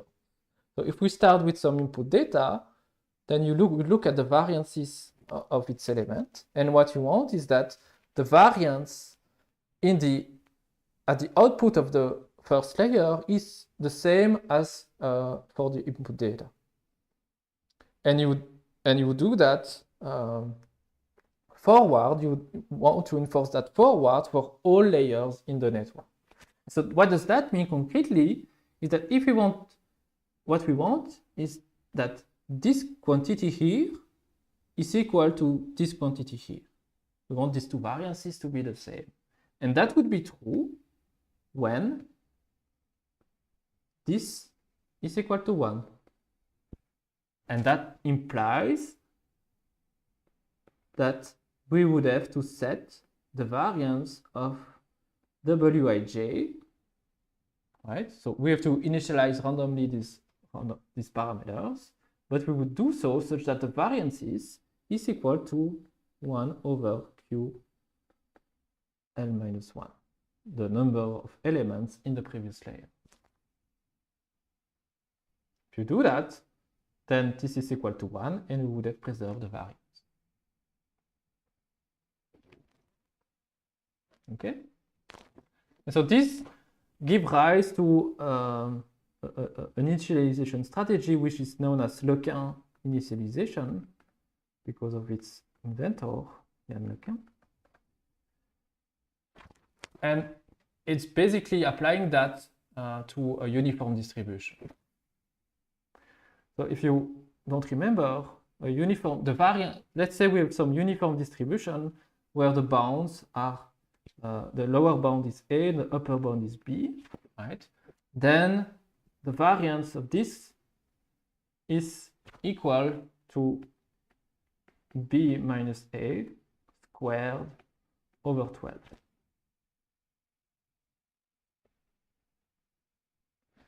Now, if we say that we want, so we need first, so that means we would have to pick values for A and B such that this is true, right? And also it should be such that the mean value of the weights is equal to 0 because we've simplified them here. We're counting on this property. So that means now we'll just not use a uniform like this, but we'll use a centered uniform distribution, maybe minus A, right? In this case, the variance would be equal to, so it would be A minus A, so 2A squared, 4A squared over 12. Right? And then we say that this should be equal to 1 over the QL minus 1, the width of the previous layer. And that means we need to set A to be equal to, so you just solve for A, oops, and what you obtain is 3 over QL minus 1. Okay?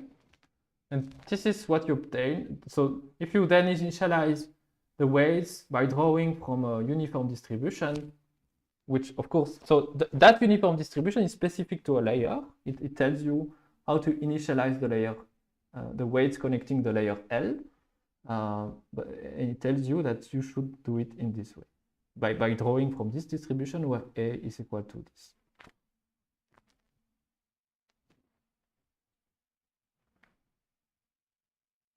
So this was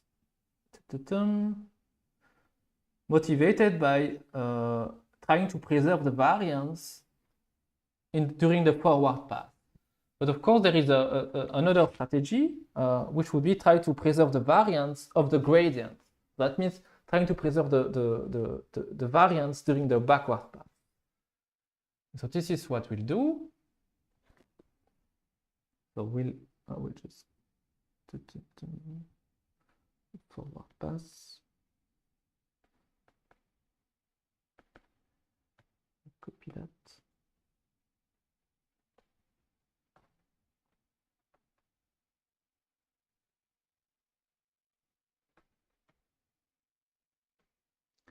So similarly, we could try to preserve so what we want, the motivation now would be to not only preserve the signal forward, but also preserve the signal when you backpropagate it during the backward path. And so we would have a situation which is similar as before, except that, let me erase just a few things.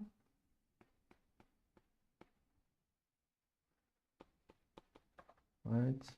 We leave the output, let's call it y hat.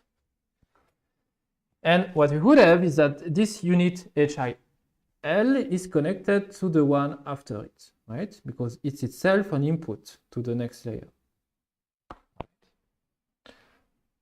And so if you remember from last week, what we knew is that if you look at the partial derivative of the output with respect to this particular activation, HIL, right? Then the chain rule that we saw, or that we could use, so we expressed usually in the backward pass this partial derivative using a sum over the immediate child of this intermediate variable, hi, right? So we have a sum now over I, where I are, it's not with respect to the previous, but with respect to the next layer. So j goes from 0 to ql plus 1 minus 1 of partial derivative of the output with respect to this next quantity, which is hl plus 1j, right? And then this is the chain rule, hjl plus 1 with respect to HIL.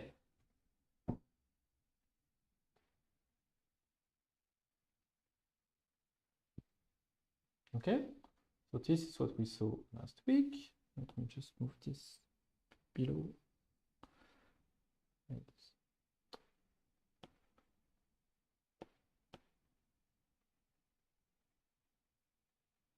Oh, no. All right, and this, if you are using, for example, or regular activations, that would correspond to WJIL.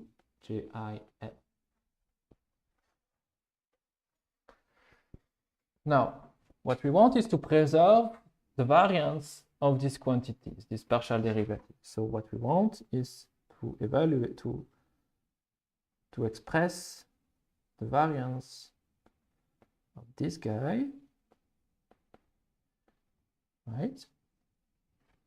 Which is just the variance of how we compute it, right? Which is the variance of the thing just above, L plus 1 minus 1 of this, then times WJIL.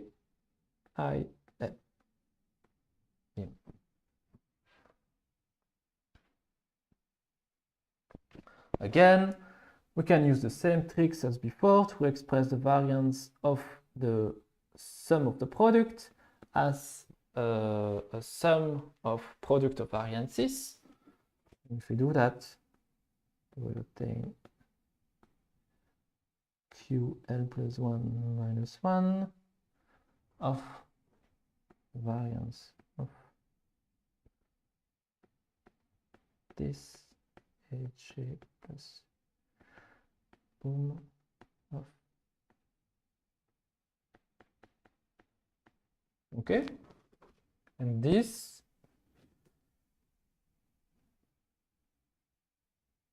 again, we could say that the variances are the same for any units in the layer L, right? And so we would now rewrite generically this as HL, right? We would drop the I index because we are just saying they are the same, regardless of I. Right? And we would, so that means now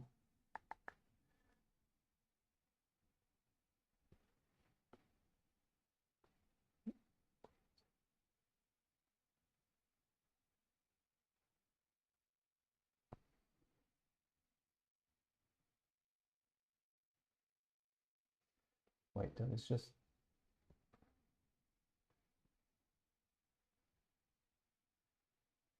sorry, I have a small issue with the iPad. let me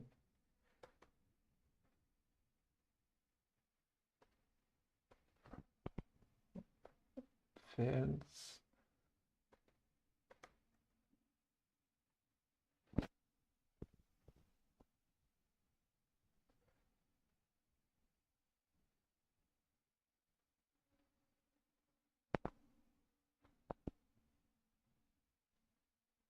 Okay, it's back. Right. So I was saying that we want the variance. So we would say that the variance of the backward pass is the same across units, right? So we drop the I index, and that means also that would apply also here.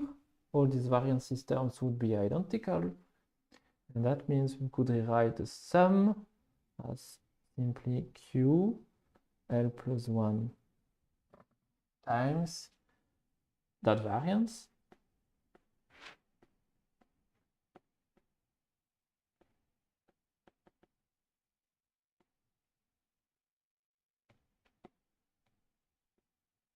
Okay, times the variance of the weights.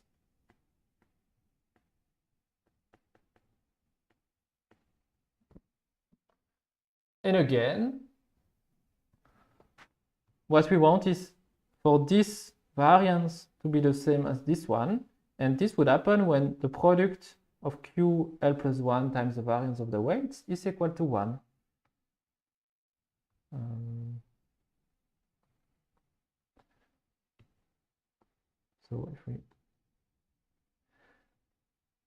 So QL plus 1 times variance of WGIL equal to 1, which implies that the variance of the weights equal 1 over Q, the size of the next layer in the network.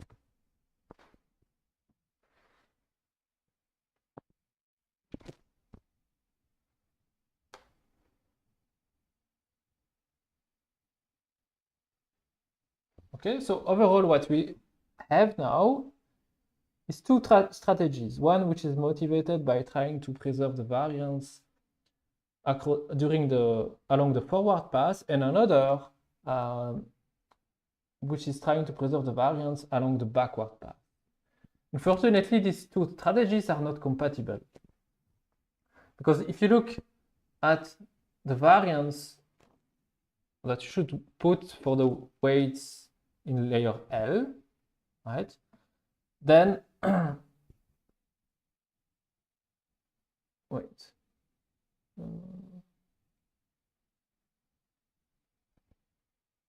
Sorry, there was a mistake, but important one.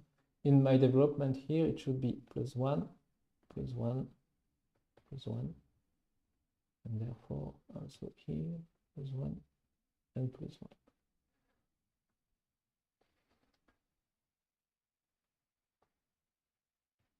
Because the first strategy says that the variance of the weights connecting layer L should be equal to the number of inputs in the previous layer, while the other strategy says that the variance in layer L, so this is what we had here. We said that the variance in layer L plus 1 should be equal to 1 over Q L plus 1. And so that means that here is the same as 1 over QL, not L plus 1. And typically these two quantities, I mean, they might be the same. So these two, but they might not. It will depend on the number of units that you put in the layer. And if they are not the same, then these two Q values will be different.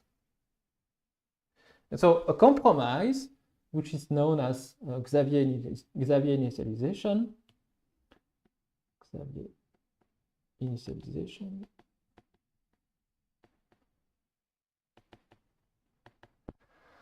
is to say that we'll use a variance which is just in between these two, right?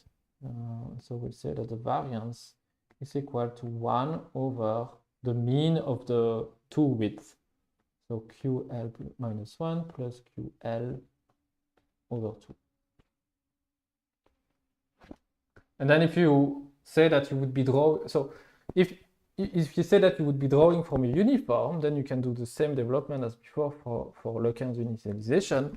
And you would say that you have to draw weights from a uniform, which bounds are given by, if you do the development, by square root of 6 over the sum of the two widths. This would be the lower bound, and the upper bound would be like this.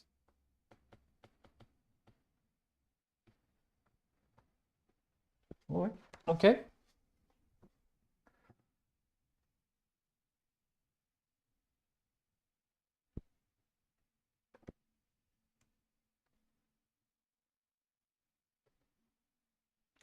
All right. So this is basically what was explained in this bunch of slides. So from slide 42, 43, 44, 45, and then 46. And then if you do that, then you would have this kind of result. So in this plot, what you see is the activation, the histograms of the activation values for a 5-layer MLP when the weights are not initialized in the way that you have just seen. You would, for example, just initialize them randomly from some constant distribution. And then you see that,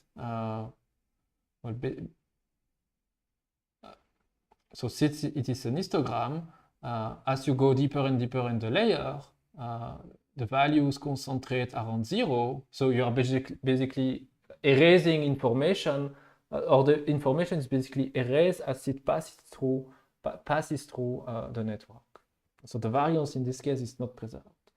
On the other hand, if you apply this Xavier initialization and you look again at the histograms of the activations through the network, now you get this much nicer results, where you see that the histograms are all the same. That means the signal, or the variance of the signal at least, is preserved.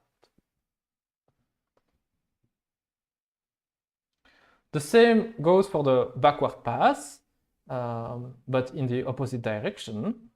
If you look at the at the histograms of the gradients, they would be quite large for the layers close to the output of the network. So now we would have the histogram in cyan, which is much wider, but the gradients for corresponding to activations in layer close to the input would vanish to 0. And this again is another manifestation of this vanishing gradient problem. And again, now if you instead just initialize in a better way the weights, then you see that you don't see this vanishing gradient effect.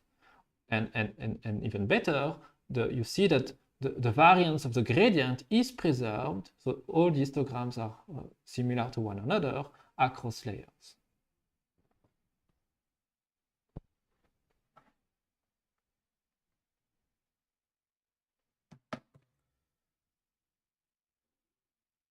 So let me show you that there should have been a demo, but maybe I skipped it, I don't remember.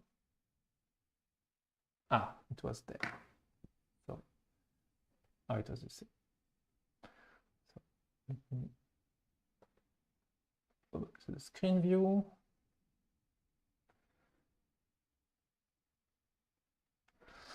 So this is another example that will show you really in practice that properly initializing the weights is very important. So we'll start by initializing the weights at 0. And the task will be to train an MLP or a ConvNet, I don't know, to classify digits, MNIST digits, as the one that you see here. And what you see, you will see here in the middle are the histograms of the activations for the first layer, second layer, third layer, and fourth layer. Right. And finally, we have the output, which will be a probability estimate for the probability of the class associated to the image, so one of these 10 digits. So if you do that and try to train the network from constant and zero initial weights, you see that the predictions are mostly wrong. They are just correct about 10% of the time. So it's just guessing at random. And you see that it's not really work. I mean, the activation, it's not making progress. It's not changing at all. If we take a uniform without properly setting the bounds in order to control the variance, as we have seen, then this is what would happen. What would happen is that the signal would basically vanish as it goes through the network. And this is what you see in the histogram. It concentrates more and more around zero as you go deeper into the network. We can still use that to train it, but it seems to, this is the loss, the cost is the loss, does not seem to converge very well.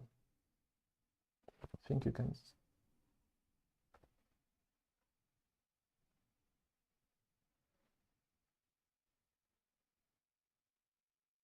If you instead of using uniform, you could have used the standard normal, right? But what you see there is another phenomenon, but it's not working at all either. You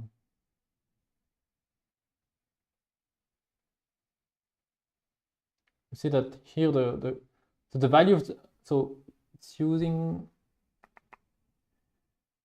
it's using as activation function an hyperbolic tangent, which value is either -1 and 1, where the input is either largely positive or largely negative, and this is what you see here in this histogram. We are in this saturation regime, which puts the activations to saturate at these values, and of course there the gradients are close to zero, and therefore progress is quite difficult.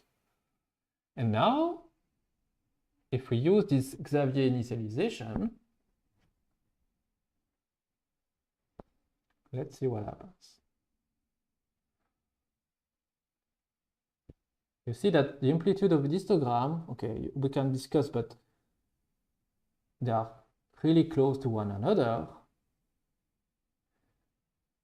And the training error now is really decreasing. You see that, so correct predictions are shown in blue and incorrect ones are shown in red.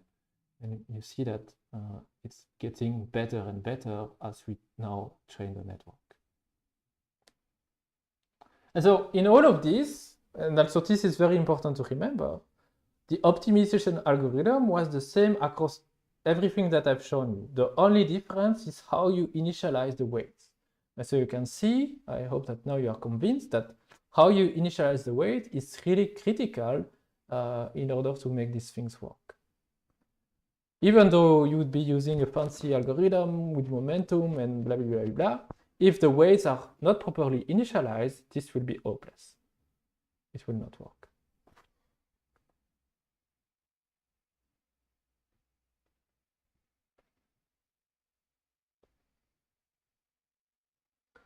A question from Robin: is there a reason to use hyperbolic tangent activation function for this example and ReLU activation function for the previous example?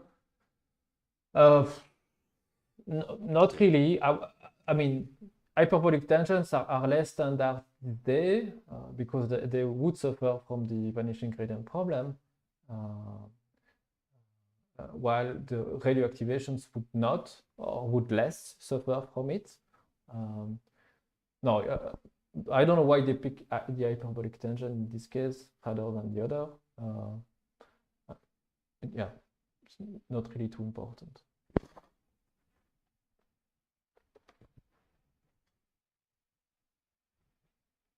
So this is done. Okay. Then one last piece for today. It will be about normalization. So in everything that we have seen, we started from the assumption that we want to preserve variance, and we also made at some point the assumptions that the variance of the input elements to some layer was the same across the elements of this of the inputs, and also that the values were centered at 0. This is two properties that we use to simplify the the expression of the variances. And so that means at the very beginning, this should also be true for the data itself. Right? But typically, this will not be the case. The data will not be centered at 0, and the variance of the features will not be equal will not be the same. Right? And so we would not have these properties that the variance of feature I is equal to the variance of feature j, and would not have that for any pair ij of features. So that means we have to do something. We have to prepare the data before training the network. Right? So this is something which is often forgotten when you are very eager to try these deep learning techniques. How you prepare and feed the data to the network is quite important. If you just feed the raw data, usually it will not work at all. Right? So something that you should always do is to standardize the input data feature-wise. And so the way you would do that is that you would compute a new version of the data x prime, in which you have centered the values at 0 by removing the mean that you can compute from your training set. So you just compute the mean feature-wise, and then you would remove this value. And also you would want, so then that would meet our first condition, the data should be centered at 0, but it would still not meet the second assumption, which is that the variances should be the same. So one way to do that is to divide by for example, the standard deviation that again you can compute empirically from the data, and the result would be that now you would have data which is centered at 0 with unit variance, right? And therefore you would be in a better position because you would meet the assumptions that we postulated when we designed this initialization strategy.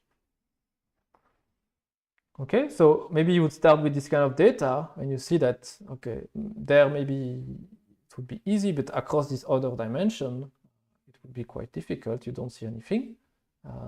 Now, after standardization, the new data would look like this, and you see that it's indeed more or less centered at 0. The variance, so the width of these blobs across the two dimensions are more or less the same. Does not mean, of course, that they are Gaussians. They are not. That we cannot do anything about that, and that it's not actually needed. Just mean that they have 0 mean and unit variance. Another trick that you can do, even though we are doing that less and less these days, but it's still something that you see very often, is to try to maintain these good properties inside the layers, so inside the network. And so this is something you can do with so-called normalization layers. And one of them is called batch normalization. And it will basically, on the fly, on the current mini batch, rescale and recenter the data by computing the statistics, the mean and the standard deviation from the mini batch itself. And you can do that across layers. So you can put this normalization procedure at any place in the network. So during training, batch normalization will shift and rescale according to the mean and the variance estimated on the batch, because of course this will change as you make progress. So this initial condition that this is another thing to mention. This initialization strategy puts us in a comfortable place at the beginning of training. But as we adjust the weights, because we want to adjust them to minimize our loss, we may then be in a region in which our assumptions about the weights, for example, that they share the same variances, is no longer true, right? And so maybe we would like to enforce this during training as well, and this is what you can do with batch normalization. So during training, batch normalization will shift and rescale according to the mean and the variance estimated on the batch for the current values of the weights. And then during test, it will shift and rescale according to the empirical moments that you can estimate from your entire training data. So how does it work? Let's say you have some intermediate value u, for example, it's the output of some layer, and then you will pass it on as the input of a next layer. What you can do is to add some new primitive, bn, for batch normalization, and batch normalization will basically just consider for the current batch, we'll compute the empirical mean, we'll estimate the empirical mean over this batch of not of the raw data itself, but of the u values. Right? We'll do the same for the to compute an estimate of the standard of the variance in this case, and then what will happen is that you will use these two values to rescale the data and to produce a new representation of the data u prime. So you will center by shifting by the mean value and then dividing by the empirical estimate of the standard deviation.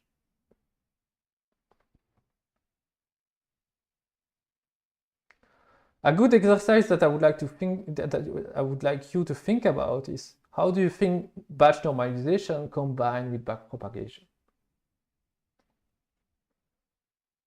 So if you can understand that, then you will I'm quite sure you will have understood